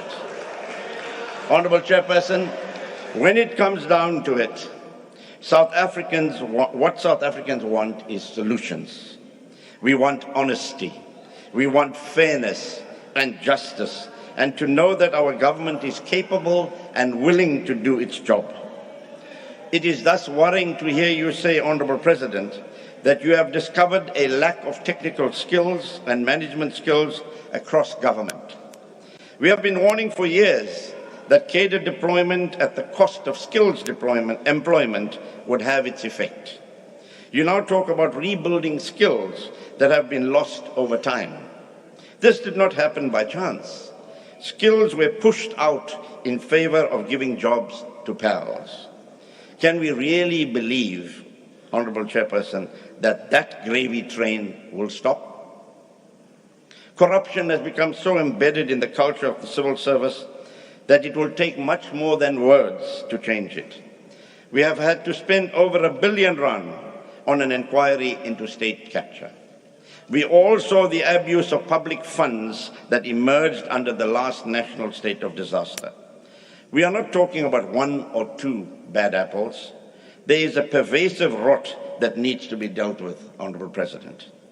This is why our citizens no longer hear the echoes of Nelson Mandela when you say,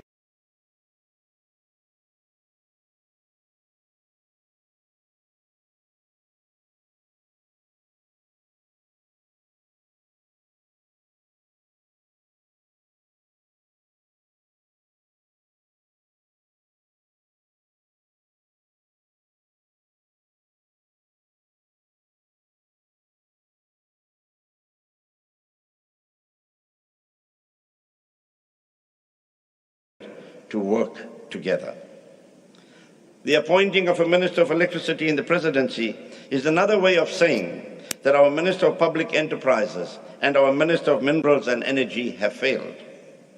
This bloating of bureaucracy is not a solution.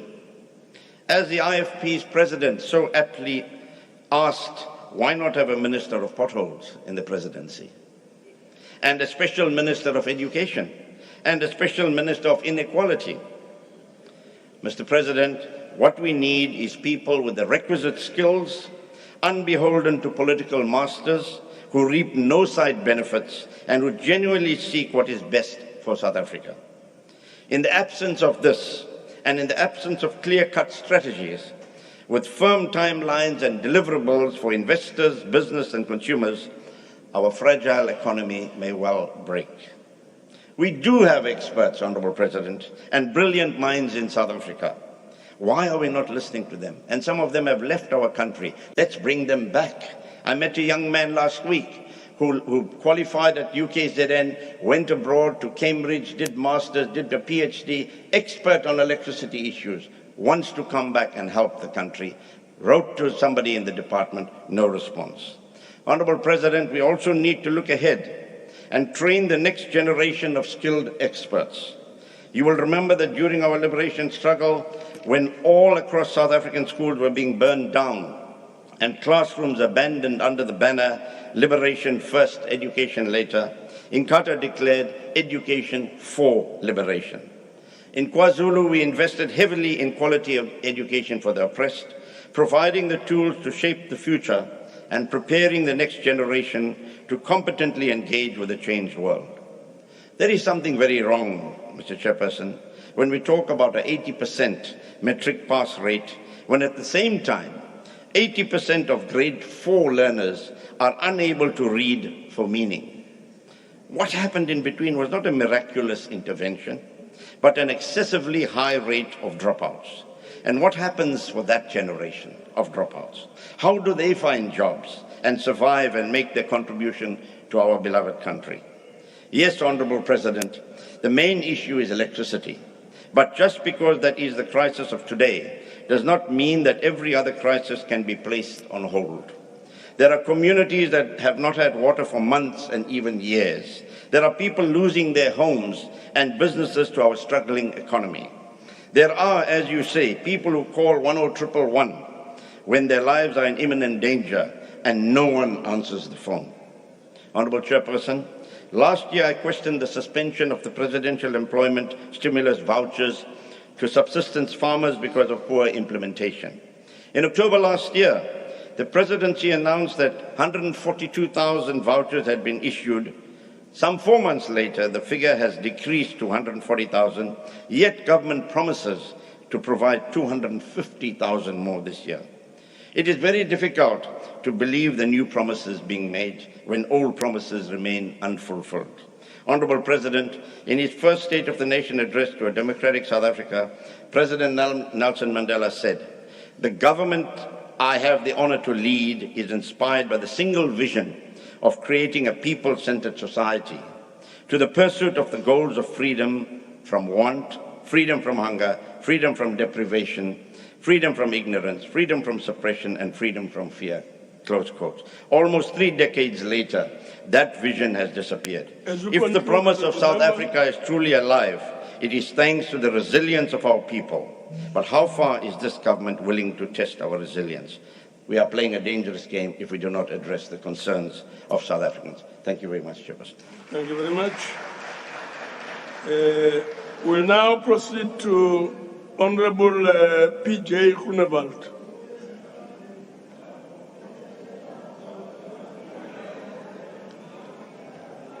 Geachte Voorzitter, through you to the Honourable President. Honourable President, in your January address, you and the ANC thought it well to play the race card. What you did, you took two young men in terms of the Marshall Sports incident, and you said that you condemn racism. I predict that in the coming election, the race card is going to be played a couple of times. And Honourable President, you condemned racism, but the court case hasn't been finalised yet on that matter. Now, I want to put it very clearly. The Freedom Front Plus condemns any form of racism. But there's a difference in the condemnation of racism between the ANC and the Freedom Front Plus.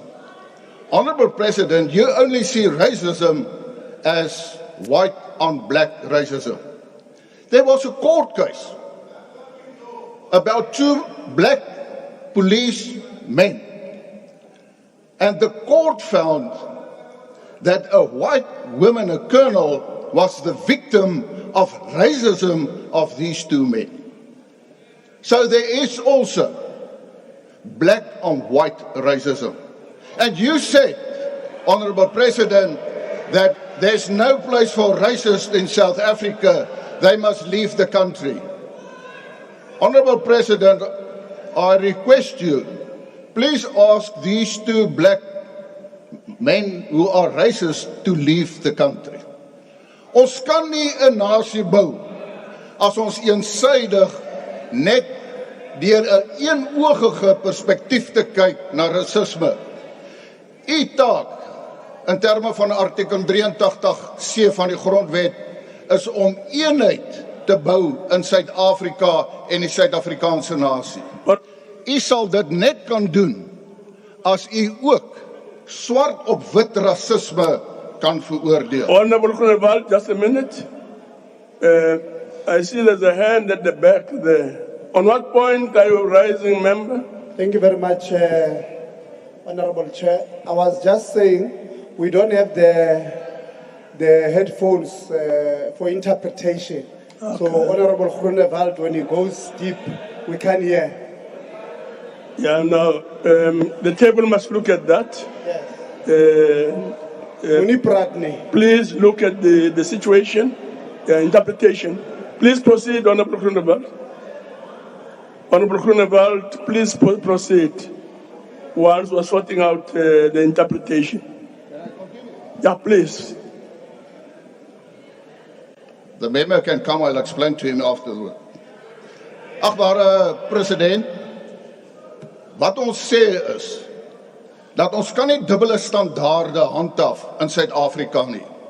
Die Vryheidsfront Plus verwerp enige vorm van rasisme. En daarom moet u as president die voorbeeld stel in terme van artikel 83C van die grondwet om nasie te bou. En ons moenie die rassekaart wil speel nie. Honourable President, as far as Eskom is concerned, I first want to ask you, you're going to appoint a minister for electricity. How many caterers do you need to change the bulb? One to hold the ladder, one to get on the ladder, one to pass on the bulb, and if they put it in, there's no electricity. You own Minister for Energy and Mineral Resources said it's only going to be a project manager. Those words should say something to you, because that minister doesn't see the new minister as an equal, only a project manager. Honourable President, it is common knowledge that black economic empowerment and affirmative action is one of the main reasons for the problems in Eskom. Their own employment equity plan determines that in the next 3 years, Eskom must get rid of 500 white men technicians with technical skills. Honourable President, I've urged you many times from this podium, let us get rid of black economic empowerment and affirmative action, because it's nothing else than the smokescreen for corruption. And even the Zondo Commission found so. The people of South Africa, and specifically the white people, and I said it many times, wants to build South Africa. Honourable President, are you aware of the fact that Mr. Japie van Zyl, he studied at Stellenbosch. He was a member of the South African Navy. He's an engineer. Unfortunately, he passed away in 2020. But Japie van Zyl was the project manager for Perseverance on Mars. Are you aware of the fact that on the planet Mars, there is a mountain range named Japie van Zyl? That's acknowledgement for people from South Africa, irrespective of race. Honourable Chairperson, you said that we must take joint responsibility for Eskom. I want to put it very clearly. The Freedom Front Plus doesn't take responsibility for the crisis of Eskom. Yes, we have solutions. But Honourable President, and I will submit you with a 10-point plan of the Freedom Front Plus to solve the problem and the crisis. But the question is whether you're going to read it. Do you listen what opposition party leaders say to you? I don't experience that, unfortunately. So we do not take responsibility for the crisis. I also want to say, Honourable President, that you were put in charge in 2015 of the war room that was created by your predecessor. And a couple of things had been said, and I want to quote. On the 2nd of September 2015, you yourself said the following: in the next 18 months to 2 years, you will forget that the challenges we had with power, energy and Eskom ever existed. Close quote. On the 3rd of April 2019, the Honourable Minister Pravin Gordhan said the following: Eskom aims to ensure that there will be no more load shedding from 3 April 2019. The same Honourable Gordhan said the other day, in fact the 25th of January, on an online symposium with the University of Johannesburg, he said, "We are now in the mood to urgently solve the crisis as soon as possible." Close quote. In the mood? Honourable Chairperson, maybe the Honourable Minister must visit the people on the streets and determine their mood when there is load shedding. And I can assure you, he will be surprised because he doesn't know what is load shedding, because no minister gets load shedding. And I think it is arrogant. I think it is arrogant to say we are now in the mood. So for solving the problem depends on the mood. Honourable President, I want to continue. There are simple steps that can be taken. For instance, Eskom applied for a permit to get fuel much cheaper, but the Minister for Energy rejected it. There is an ongoing case between Eskom and the revenue services in terms of a rebate on fuel. Why don't you solve it? Why go to court? It's simple steps that can be taken. Honourable Chair, I also want to read to you, because we had our own survey amongst people, how they experience load shedding. And in our survey, we found that Mr. Maria Libbe is the owner of a small fuel station in Tromsburg in Kopanong in the Free State. His overheads increased with almost 40,000 rand during January this year. The cost of fuel for a power generator. This threatens the continued existence of that business and the livelihoods of his staff members. Businesses in agriculture value chain in Frankfurt, Mafube, in the Free State, are spending as much as 22,000 rand per day on fuel for generators. Meneer Zerik van der Merwe van Pretoria het ons laat weet dat hy noodgedwonge 4 miljoen rand moes bestee aan alternatiewe energiebronne om sy vervoeronderneming aan die gang te hou. Those are the suffering of the people with load shedding. Honourable President, with my time, I want to say crime in South Africa is out of control. When you became the president, you wanted to be Madiba too. Let me say this to you, take a leaf from the book of Madiba, because Madiba appointed a person, Andre Pinaar, in terms of a strategy for crime, specifically organized crime. They come up with the idea of the scorpions. It's time we go back to that, to solve specifically transnational crime, and where kidnapping is a lucrative crime of today. Honourable President, the problem, and there are many problems, is the expropriation bill. The expropriation bill is nothing else than expropriation without compensation. I request you, before you sign, please send it to the Constitutional Court. I conclude. Honourable President, the people who created a crisis cannot be the people to solve that crisis. There is only one way to solve all the crises in South Africa, and that is in next year's election, we must get rid of the ANC government. I thank you. Thank you very much. We'll now proceed to the Minister of Police.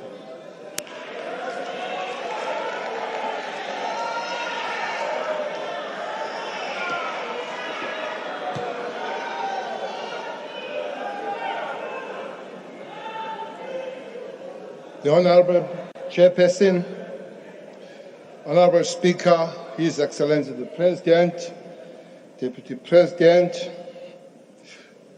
colleagues, the ministers, deputy ministers, ladies and gentlemen, good morning, Sanbonani Tumelang.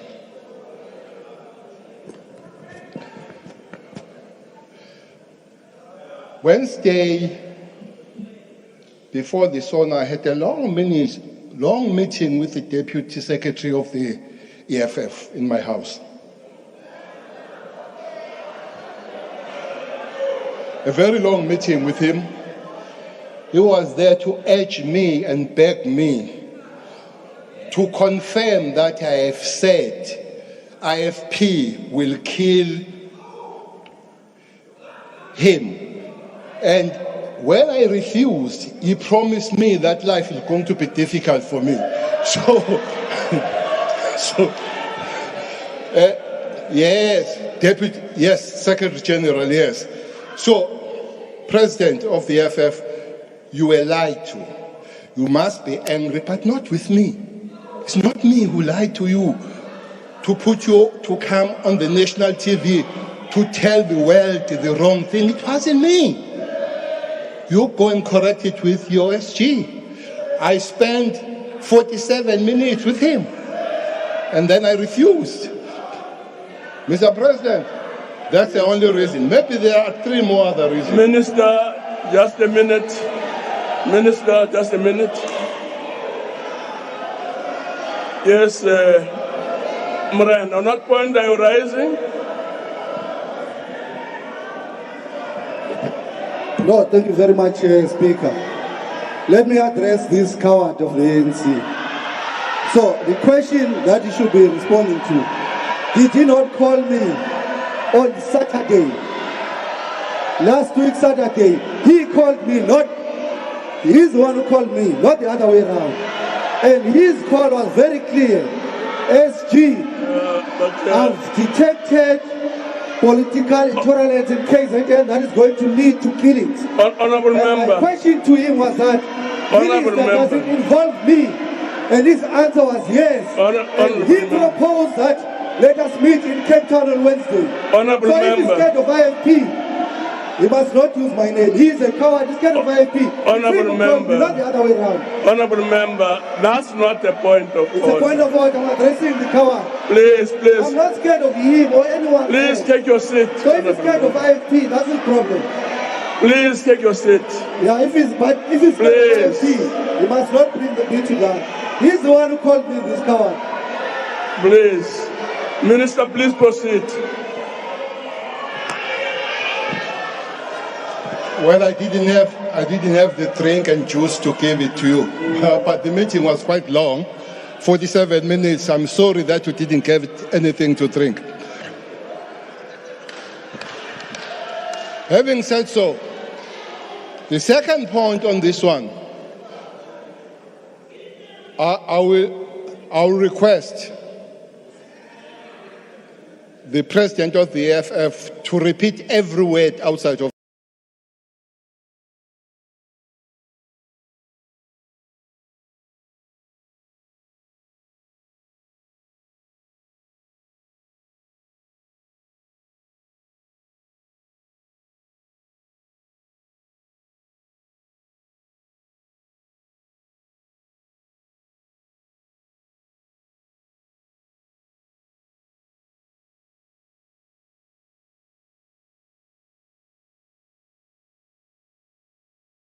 the President of the EFF to repeat every word outside of to issues that I was not given an opportunity to speak to because you said I must withdraw. This is an abuse of this house. But unlike him, I've said this in public and I will say it again. I'm not scared of that. I brought it to his attention when the crime intelligence went to implicate Floyd in Hillary's murder. I told him that they said the crime intelligence is saying the suspects must implicate Floyd. And I told even the president about him being involved on the possible assassination of Floyd. He knows that, and I will repeat it in public. Thank you very much. Honorable members, order, honorable members. Order, honorable members. Please take your seats. Thank you very much. Please. Honorable Minister, just a minute. Honorable Minister, just a second, please. Just a second, please. Just a second. Honorable members, the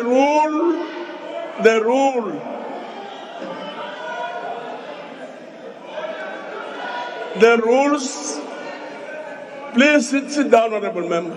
Please sit down. Please sit down. No member can take the floor and speak unless a presiding officer says so. So please sit down. Please sit down. Please take your seat. Honorable member, please take your seat.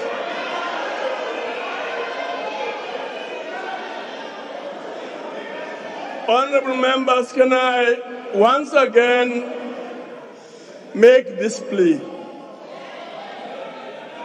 Let us please stop from using point of orders to make speeches.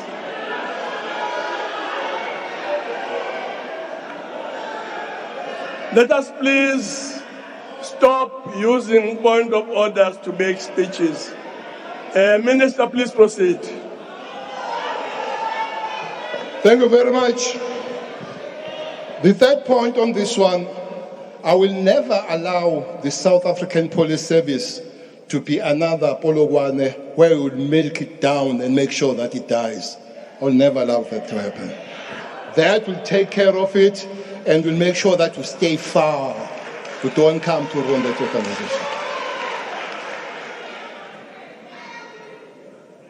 Third point, there is one thing common about you and me. So Bible sakhulwa. But my grandma told me one thing, that when a pig takes your banana and runs to the pigsty, don't follow it. Allow the pig to swim alone in that muddy sty.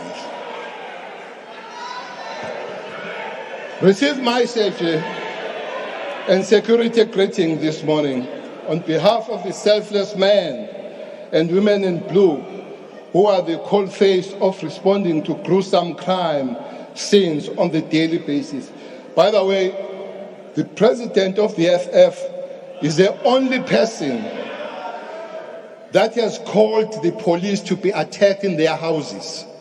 May they call that attack their wives, attack their children, maybe that's why police are killed. I've never had that being withdrawn. Maybe that's why today we're in trouble. Dedicated detectives who continue to solve complicated cases and further secure significant life sentences in the violent crime. And in the name of the fallen heroes who are killed in the line of duty while serving and protecting fellow South Africans. Honorable members, I wish to anchor this debate on the wise words of late civil rights activist John Lewis. During a trying times and difficult, he reminded Americans and humanity as a whole of their collective responsibility and power when he said, I quote, "When you see something that is not right, not fair, not just, we have to speak up.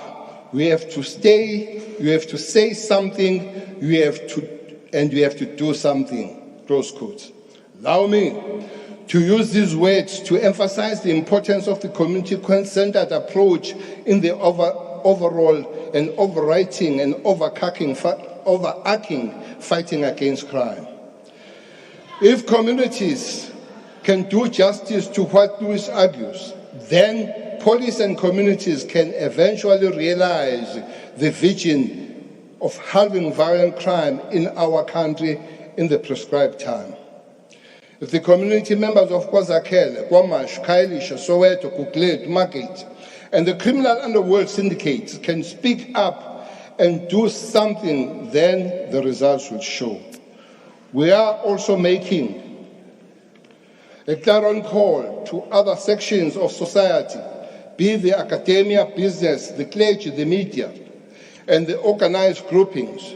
Don't be spectators, join the fight against crime. I will have to remind that today is the 10th year since the murder of young girl that was killed by his boyfriend. She did not die alone. There are others that are still dying today. The name is Rina Steenkamp. That's Rina Steenkamp who was killed. And there are other young ladies that are still killed today. Karabo Mkwena, Jennifer Mhlombi, Tsakofela Pule, Ntokozo Kaba, and Nostelo Mtembeni Cleo Tiko.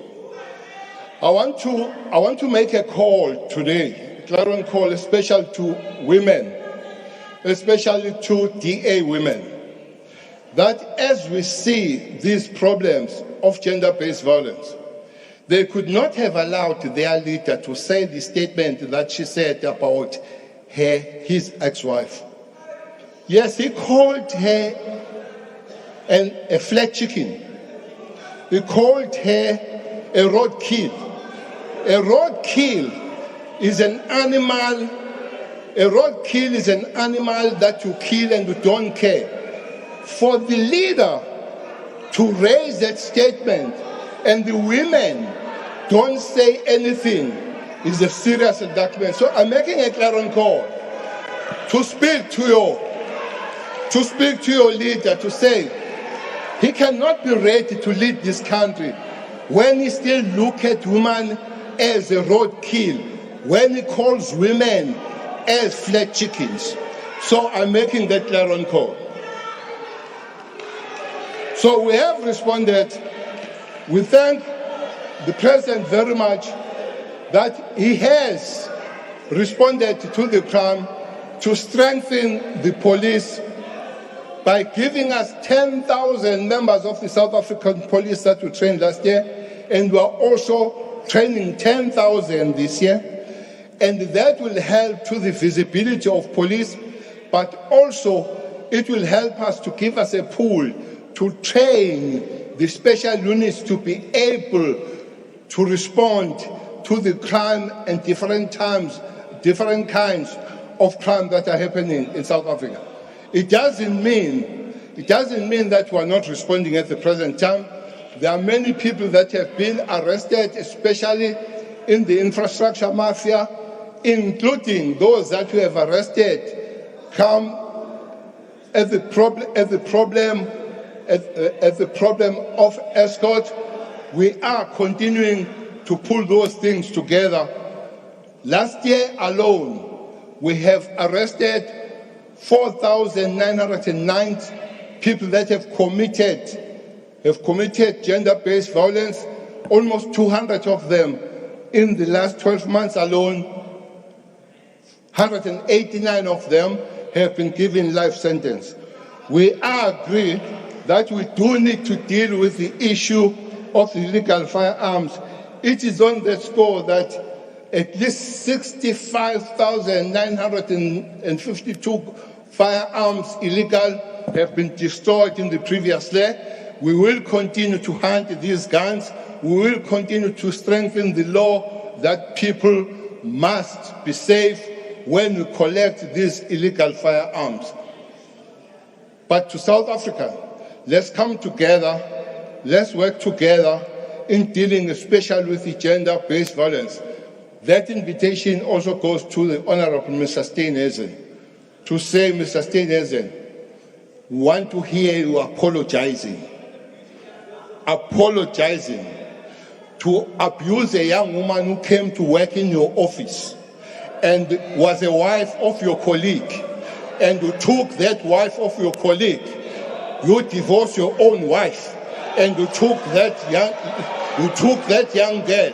She's your wife today, but the women around you are quiet, are not saying anything, and you come in this podium, you talk about gender-based violence.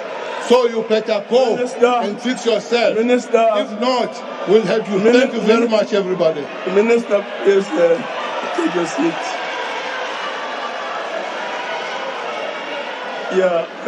Honorable Mente, I'm recognizing Honorable Mente.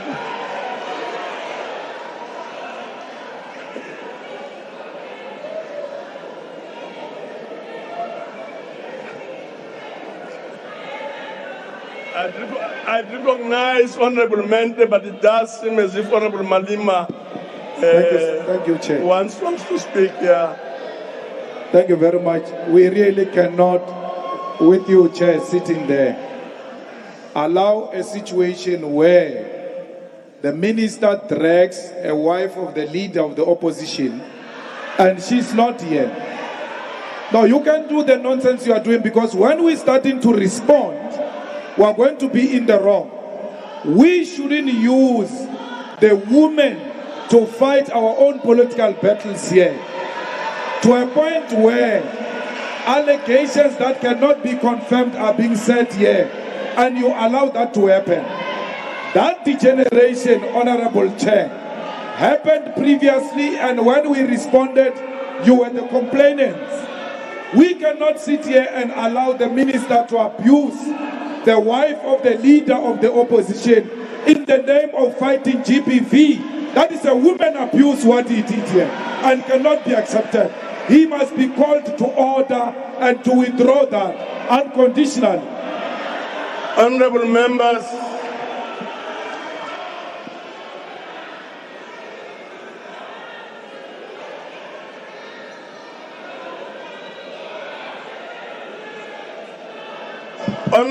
honorable members, I have warned you continuously and have called on you not to raise allegations and matters that will require us as members to come forward with substantive motions. I've asked you over and over again. But more importantly, I've warned you against the use of offensive language. So I'm pleading with you. That if we want this House to manage its business in a way that is productive, in a way that ensures dignity of the House, in a way that ensures that the decorum of the House is maintained, all of us must cooperate. The issue that has been raised by the Minister will be pursued. For now, we will proceed and have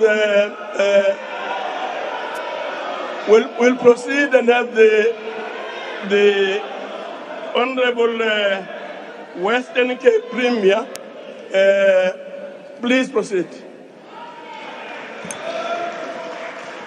Honourable Chairperson of this august House, Mr. President, Leader of the Opposition, honourable members of this National Assembly, it is actually a privilege to be able to be part of this debate, but I must say that this debate on the state of our nation is at a critical time.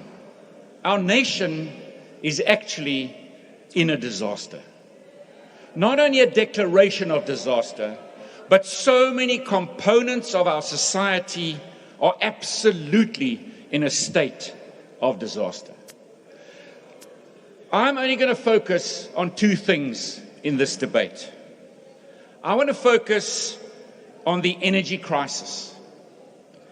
And I'm going to start off by, Honourable Minister and the Presidency, putting some numbers on the table, some facts. You called for the facts.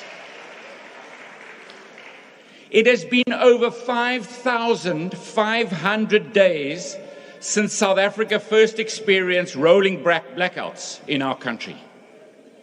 It has been almost 3,000 days since the then Deputy President, the now President Cyril Ramaphosa, was made responsible for the Eskom war room.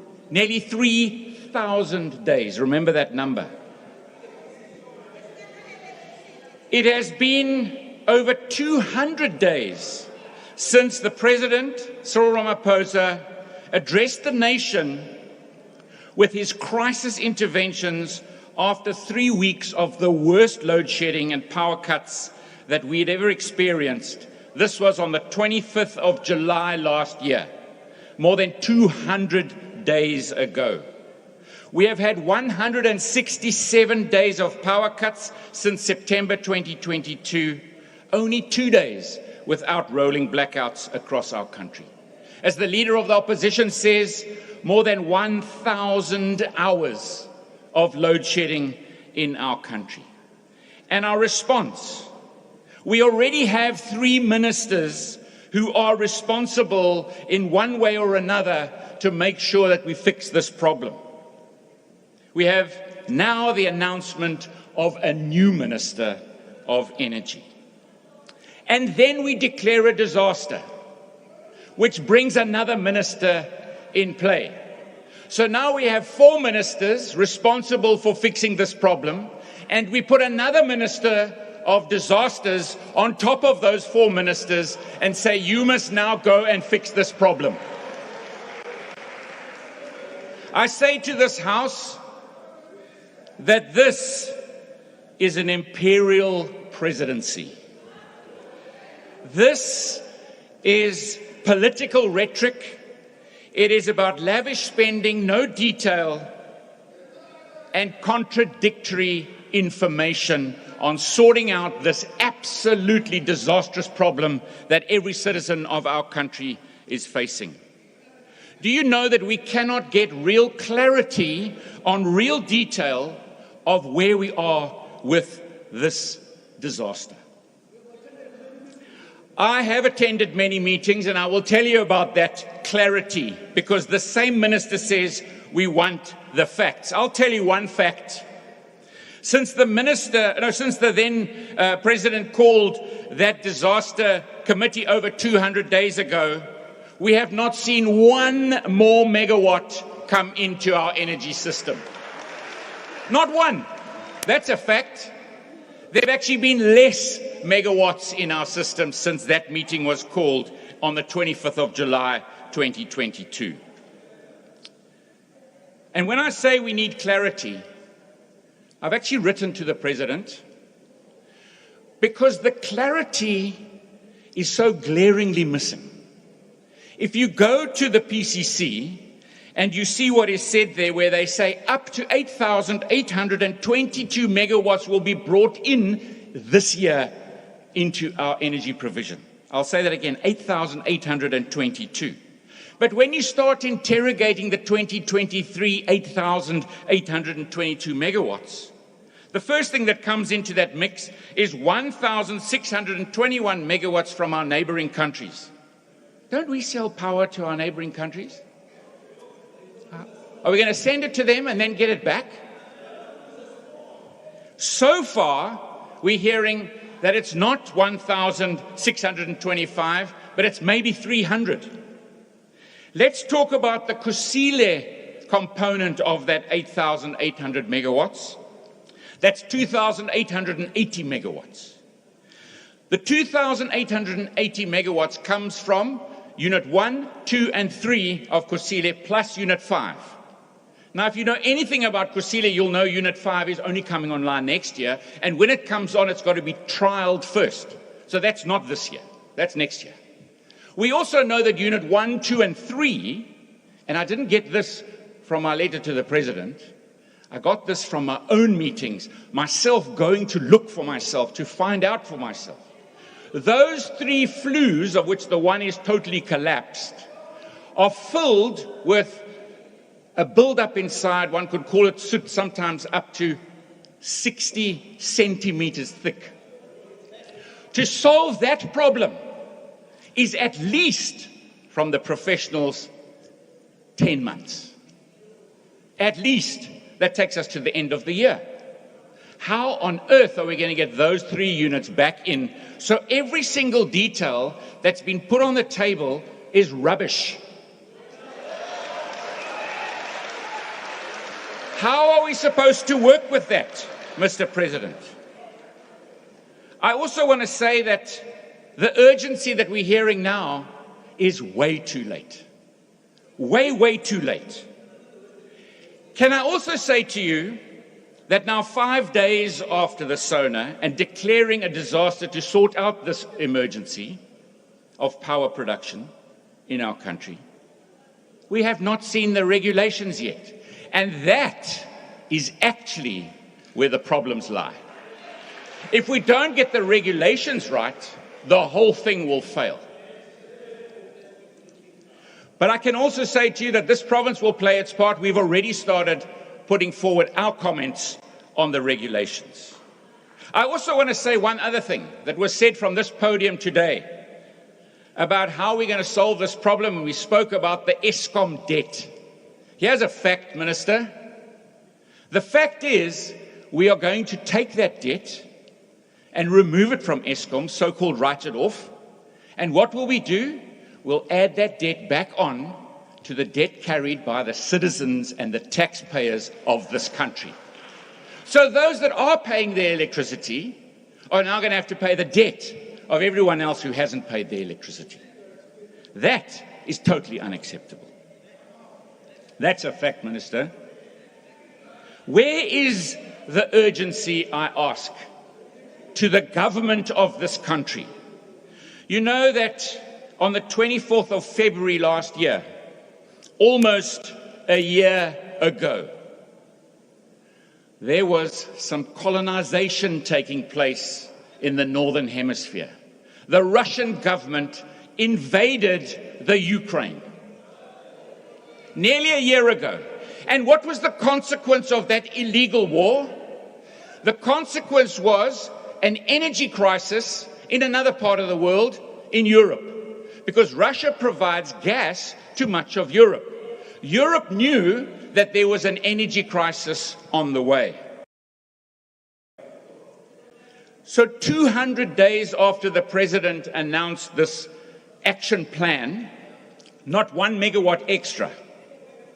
In Germany, when they knew that 17% of their energy production is going to be at risk because they were not going to get Russian gas, they built a brand new gasification system. That took 192 days, done and dusted, ready to operate. 192 days, less time than it took between the announcement by the president and not 1 megawatt.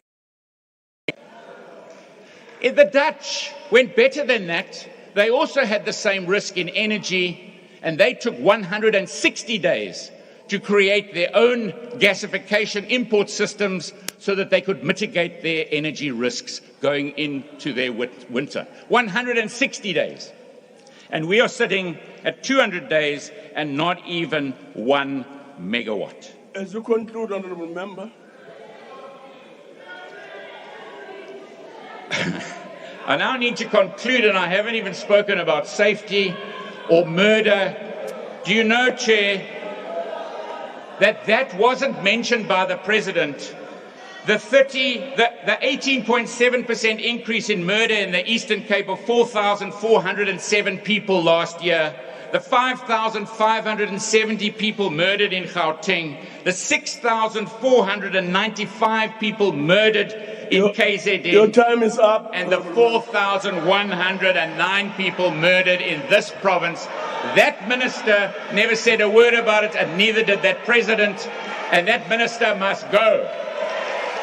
So must this ANC government.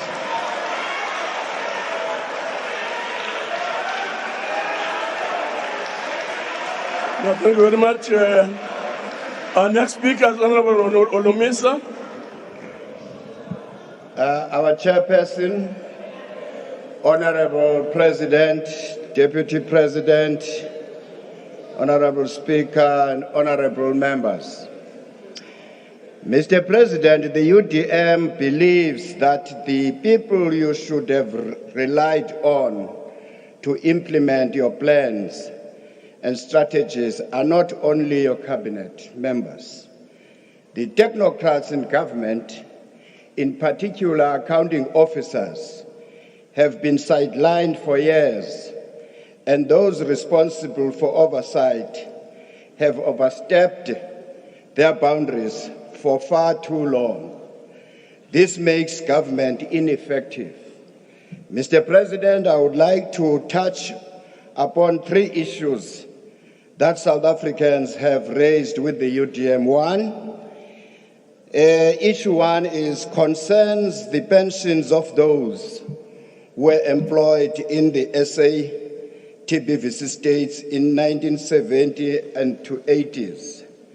These people made a considerable contribution, totaling billions, to the pensions that were inherited by GEPF, that is now managed by the PIC.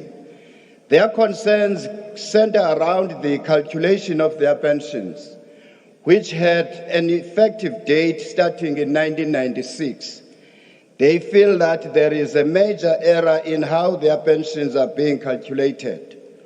They have raised these concerns with the PIC, GEPF, and the Ombudsman Office of the Pensions to no avail, and there is much unhappiness regarding this issue. As a result, they find themselves in court with their limited resources. The UDM would suggest that government must appoint a team of experts to clear out this crisis, and that they work with pensioners' organizations who represented this group. Some people have in the meantime passed away, waiting for a solution Therefore, please, Mr. President, let this problem be solved once and for all. The other one is the issue of military veterans, Mr. President. The military veterans' pensions, regulations, and benefits, as recently proposed by the Minister of Defense, has also been a bone of contention. Through these regulations, ex-MK and by extension ex-APLA veterans are being elevated above their military pensioners, above other military pensioners, and thus violates the Military Veterans Act of 2011. We must remind ourselves that there was no outright winner between black and white, militarily speaking, in the armed struggle. We agreed to all to sit down around the table and broker peace. So no one can claim the right to dictate the rules and regulations against others. We asked the President to ask the Minister of Defense not to go ahead with these regulations, which are contradictory to the Act and the spirit of the integration or integrated armed forces. This behavior will affect the morale of the serving men and women and those who are retired. It is a fact that we must thank the opposition parties in this country for playing a meaningful role in affecting change in South Africa. The ruling party outright rejected former public protector's Thuli Madonsela's state capture findings. The pressure exerted by the opposition benches led to the establishment of the Zondo Commission, which showed in no uncertain terms how state resources have been misused.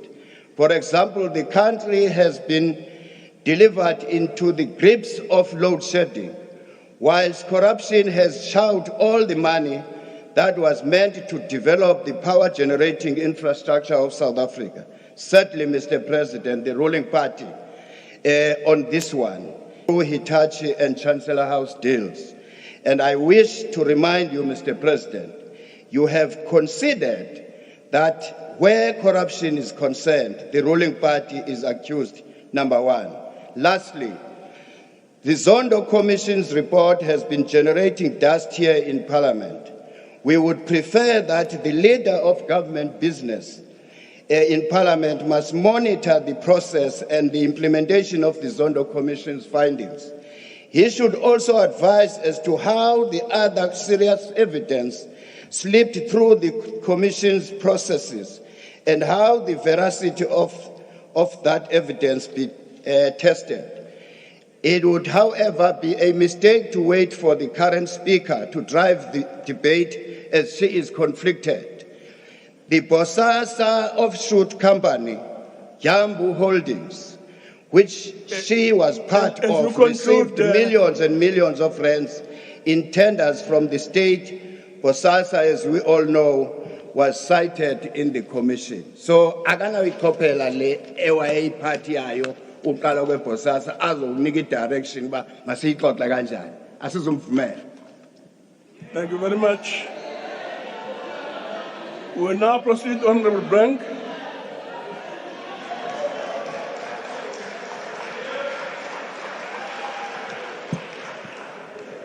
Honourable members, last year the National Assembly had the chance to amend the Disaster Management Act to prevent the further abuse of government power under a national state of disaster. At the time, the government's monumental mishandling of the COVID-19 pandemic was still fresh in the minds of ordinary South Africans. The mismanagement, the corruption, the shutdown of entire industries that was in defiance of evidence at the time. Talk about not leaving anybody behind. Millions of South Africans were left behind and are still behind because of the last national state of disaster. The lockdown taught us that the Disaster Management Act, as it stands, has got serious constitutional defects, making it a dangerous weapon in the hands of incompetent ministers who only care about command and control. Section 27 gives one cabinet minister the power to invoke a national state of disaster, and this gives that minister, presently the Honourable Dlamini Zuma, extraordinary powers to make and break laws. There's no requirement should be tabled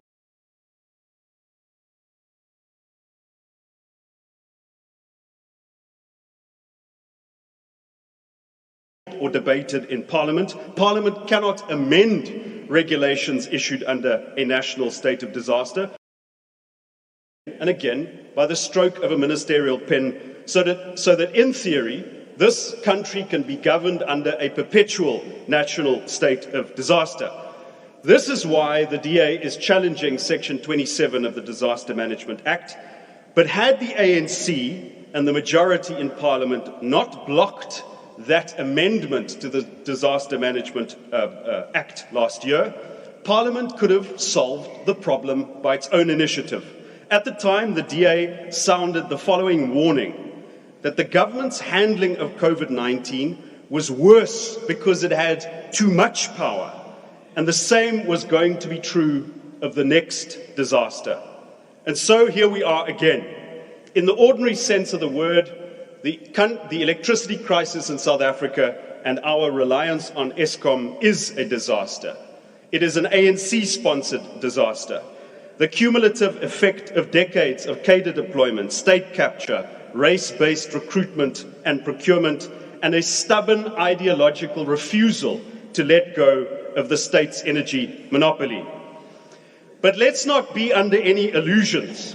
Declaring a national state of disaster will not conjure a solution to the energy crisis. On the contrary, if what the President has in mind is a COVID-19-like response to this, we can only prepare for a worse disaster.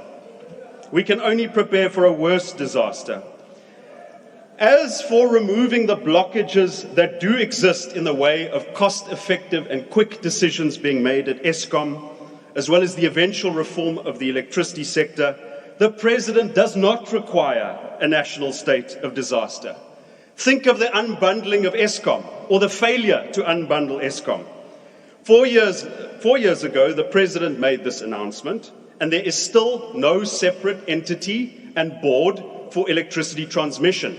No progress made on upgrading the grid, without which we cannot uptake the privately generated wind and solar that we so desperately need. The President's own erstwhile advisor, Anton Eberhard, says that it is Minister Pravin Gordhan, the Minister of Public Enterprises, that is blocking the unbundling of Eskom, actively undermining the unbundling of Eskom. Think of the 3,000 megawatt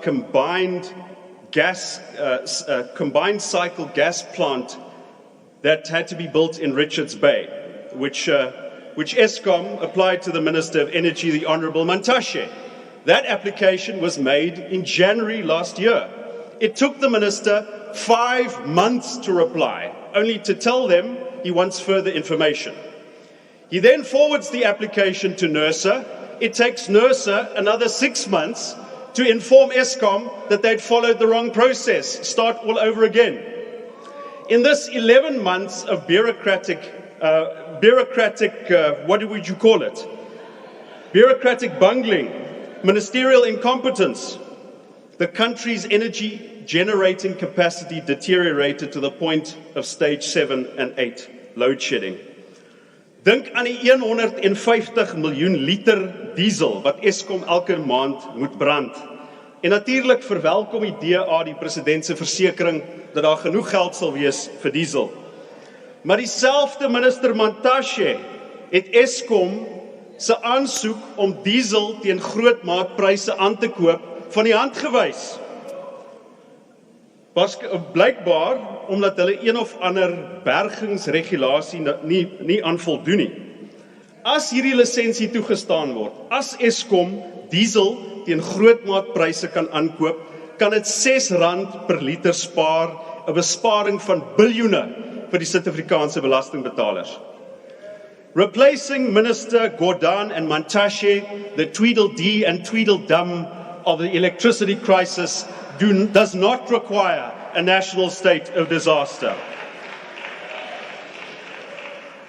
And while we're on Minister Mantashe, you should really not attack the EFF from this podium, because he is in coalition with the EFF in Johannesburg. That's how these things work. But even discounting ministerial incompetence, Mr. Chairperson, even discounting that, there are regulations that stand in the way of quick and effective decisions being made to stabilize Eskom. To this list, we can add preferential procurement and BEE. To abridge these rules, regulations, and ministerial determinations does not require a national state of disaster. In terms of Section 44, Sub 2 and 3 of the Constitution, the President can bring a set of measures to Parliament narrowly focused on solving Eskom's problems, including exemptions to preferential procurement, BEE, diesel storage requirements at Eskom, and anything else that hinders an effective disaster response. In fact, if you look at the BEE Act, at the Preferential Procurement Policy Framework Act, current ministers can allow Eskom exemptions from this legislation. This is the kind of ring-fenced disaster response that the DA envisages and which the President can still take up if he really wants to solve this crisis. But in the meantime, Chairperson, we have no other option as the Democratic Alliance but to challenge this latest state of disaster in court, if only to prevent an even bigger disaster. I thank you. Thank you very much. We'll proceed to the Minister of Trade, Competition and Industry.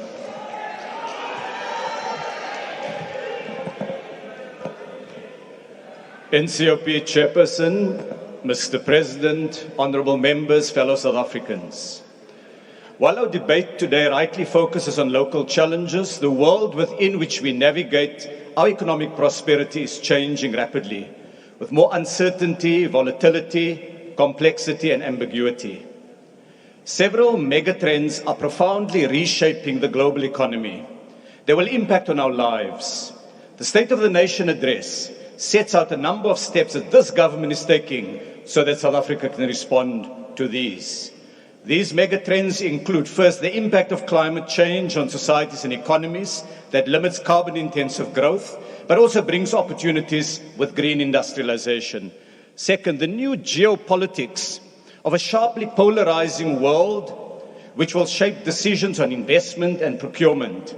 And third, technological innovation, particularly in artificial intelligence, that will change the skills we need, the jobs that will decline, and the jobs that will grow. These developments occurred simultaneously with the most severe disruptions in supply chains in decades, impacting on factories in South Africa and elsewhere. They highlight the importance of what President Ramaphosa referred to on Thursday night as resilience. In their eagerness to point score an election year, the opposition speakers this morning missed these major trends taking place in the world. The State of the Nation address, in contrast, sets out key elements to build South Africa's resilience. 6 of these measures are addressing the pressing challenges of energy, building a larger African market for our goods and services, boosting investment in the economy, developing sector compacts around local production, broadening ownership and economic inclusion, and promoting local innovation. While the DA was flip-flopping on its own call for a national state of disaster, and the EFF indulged in disruptive tactics on Thursday night, government was setting out steps to deal with the serious, the pressing and the urgent challenges of energy supply. Energy shortages are damaging the economy, requiring a focus on fixing coal power stations and expanding renewable energy. In a recent visit to Saudi Arabia, the President addressed companies to invest in our energy sector. One such firm, Aqua Power, is building a large solar plant in Postmasburg in the Northern Cape, a town with evidence of a history of innovation stretching back to the Khoisan people who mined there more than 1,000 years ago. This power plant will generate and also store up to 12 hours of solar energy, for release when there's no sunlight. With 100 megawatts of energy, it expects to cover up to 200,000 households from this one plant. Air Liquide will this year start building a 220 megawatt solar plant in Humansdorp, while, as Minister Mantashe says, several other energy plants are currently being built. To speed up energy supply, a number of government departments like the DTIC have lifted red tape and provided more flexibility to the build program. To enable companies and competitors to cooperate on energy matters, we will finalize a set of targeted exemptions from the Competition Act within 4 weeks, and the Competition Tribunal will consider new measures to speed up hearings on competition cases relating to energy. To provide for a just transition, we're mobilizing support for workers to be retrained, for renewable energy components to be made locally, and for a special focus on Mpumalanga. Incidentally, the DA speaks about crossing the Rubicon, Honorable Steenhuisen. History records that when Caesar crossed that river, it marked the start of an era when he broke the law, when he brought his troops into Italy, when he started the civil war, and he became a dictator for life. Be careful what you wish for. And the DA itself crossing the Rubicon, oh boy, given your policies, it's about crossing the river while abandoning the poor, discarding the elderly, and sacrificing the lowest paid in society. The abandoned communities of Iterileng in DA Rantswane, whose mayor has just resigned, and Masipumelele in DA Rand Cape Town, living in misery, will confirm that. Only a small minority will reach the other side of your Rubicon. So while the DA wished that the president metaphorically crossed the Rubicon River in Italy, this government is working with 53 other African countries across the Limpopo to bring into operation a vast new African continental free trade area. Our exports to the rest of the world is growing after the disruptions of COVID. SARS reports that global exports have now surpassed 2 trillion rand and grew by a healthy 11% last year. Already we're trading more with our neighbors, exporting nearly 500 billion rand in goods to other African countries, our highest level ever. What's more, nearly 3/4 of this are exports of manufactured goods, value-added exports which create jobs. We've reached record levels of exports of products to other African countries last year, ranging from cosmetics to trucks. But we can do more. The AFCFTA is an agreement that will reduce import tariffs and restrictions to make it easier to trade goods and services between African countries. On Thursday, the President noted that South Africa and 4 neighbors will shortly be submitting a joint offer on products where import tariffs will be reduced for the AFCFTA. 2 days later, on Saturday, we tabled that offer at a meeting of the AFCFTA trade ministers in Gaborone. These are important steps in driving the development of our continent. A stronger Africa is a stronger South Africa. While the EFF mobilizes on the streets with fake militaristic rhetoric, having lost the debate in this House, and the DA complains of 5 disastrous years, government secured private sector pledges to invest more than 1 trillion rand in the economy. Members of Parliament may wonder, how will that pledges be realized? Let me give a few examples to illustrate the impact on production, on jobs, on opportunities. Example 1, the new Sapi Psycho plant in KZN that opened in September last year produces pulp that goes into the making of viscose fabrics, tablets, and other products. Young fashion designer Tsepo Mohlala uses a rayon from the pulp for his new jeans range. Rural communities benefit. Example 2, Google announced a large investment in October to open an undersea in South Africa, West Africa, and Europe, significantly expanding our ability to do business, to run Zoom meetings, and complete cross-border financial transactions. Example 3, the recently opened Hesto Harness plant employs 4,000 workers in Kwadukuza. Nokwazi Mbele is an electrical engineer, one of a number of women creating jobs through local distribution systems that connects car batteries, engines, lights, aircons, and more. Jobs for young people, Honorable Malema, unlike what you assert. Had time permitted, I would have provided details of many other projects, like the opening of the new Corobrik brick factory in Carltonville, or the Polarium plant that's manufacturing lithium battery modules, or food factory Kerry ingredients, or call centers open in Cape Town due to DTIC incentives. All of these, the product of this government, working together with business, brings jobs to communities across the country. While the DA coalition of small parties is unraveling, and the EFF tries to divide the nation, this government is building greater cohesion between South Africans in the economy through social compacts or master plans in steel, in car production, in clothing, in furniture, in poultry, in sugar, in agro-processing, and in global business services. These master plans require something from everyone. The sugar master plan is stabilizing a still troubled industry and saving jobs. The clothing master plan is shifting the sourcing decisions of major retailers. The global business services master plan is creating jobs. The auto master plan is re-industrializing the economy. Ask Honorable Steenhuisen. He will know that in Gauteng, 10 newly built factories opened in the Tshwane Auto Special Economic Zone last year, producing parts for the Ford Ranger. A total of 3,200 new jobs were created in the factory and its suppliers. And the new vehicle will be exported to more than 100 countries across the world. In the Eastern Cape, the new Isuzu G-Max began rolling off the production line in Gqeberha in April. We'll build on all of this with a shift to hybrid and electric vehicles, including pursuing our interest in deepening the value chain in electric vehicle components, including battery production.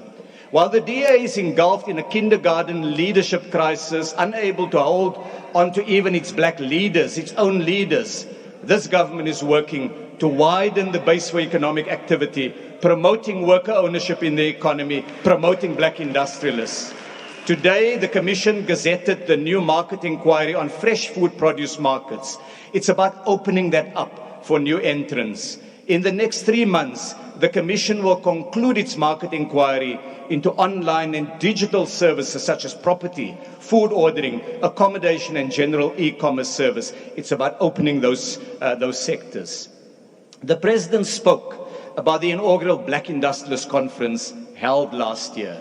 They include black industrialists like Dalisu, who began commercial production in Mkondo of anhydrous sodium sulfate to replace imports, or Brimmer's Engineering that manufactures industrial valves and pumps, or Cape Bio that makes enzymes used in molecular biology research and diagnostics, or Microfinish that manufactures safety components for internal combustion engines and exports 98% of its production to the EU, to the US, and to the UK. These are black-owned firms, black excellence driving industrialization in our economy. The past year saw greater levels of worker ownership in the economy. More than 400,000 workers own shares in firms they work for, including Coca-Cola, PepsiCo, ShopRite, Imperial, Consul Grass, Burger King, many mining companies and elsewhere. Not politically connected people, Honorable Steenhuisen, but workers like Makoma Senosha, Nkobile Yende, and Cornelius Grevaar. They earn dividends from these shares, real benefits to South Africans. In some cases, nominated representatives sit on the boards of those companies, bringing the voice of workers into corporate thinking, and at the same time, giving workers an insight into the strategic thinking and challenges faced by companies. And while the DA and the EFF have shown in the SONA debate an absence of ideas and ability only to puff up, wind is not ideas, heat is not energy. We, in turn, published a green hydrogen commercialization strategy for public comment.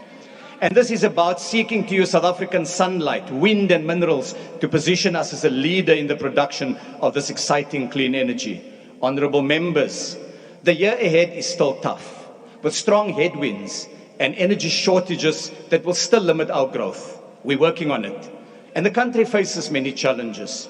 But in these most difficult of times, we need to work together more, implement better, and focus on community needs. Join us, let's roll up our sleeves and be part of the national effort to build the economy and build our nation's hope and resilience. I thank you. Thank you very much, honorable members. We will now break for lunch, but please note the following. That lunch will be served at the banqueting hall on the second floor. And for those members who may wish to go back to Parliament, Mark's Building restaurant is open. And as is the procedure, members pay for their own lunch, as we all know, and we reconvene at 14:15.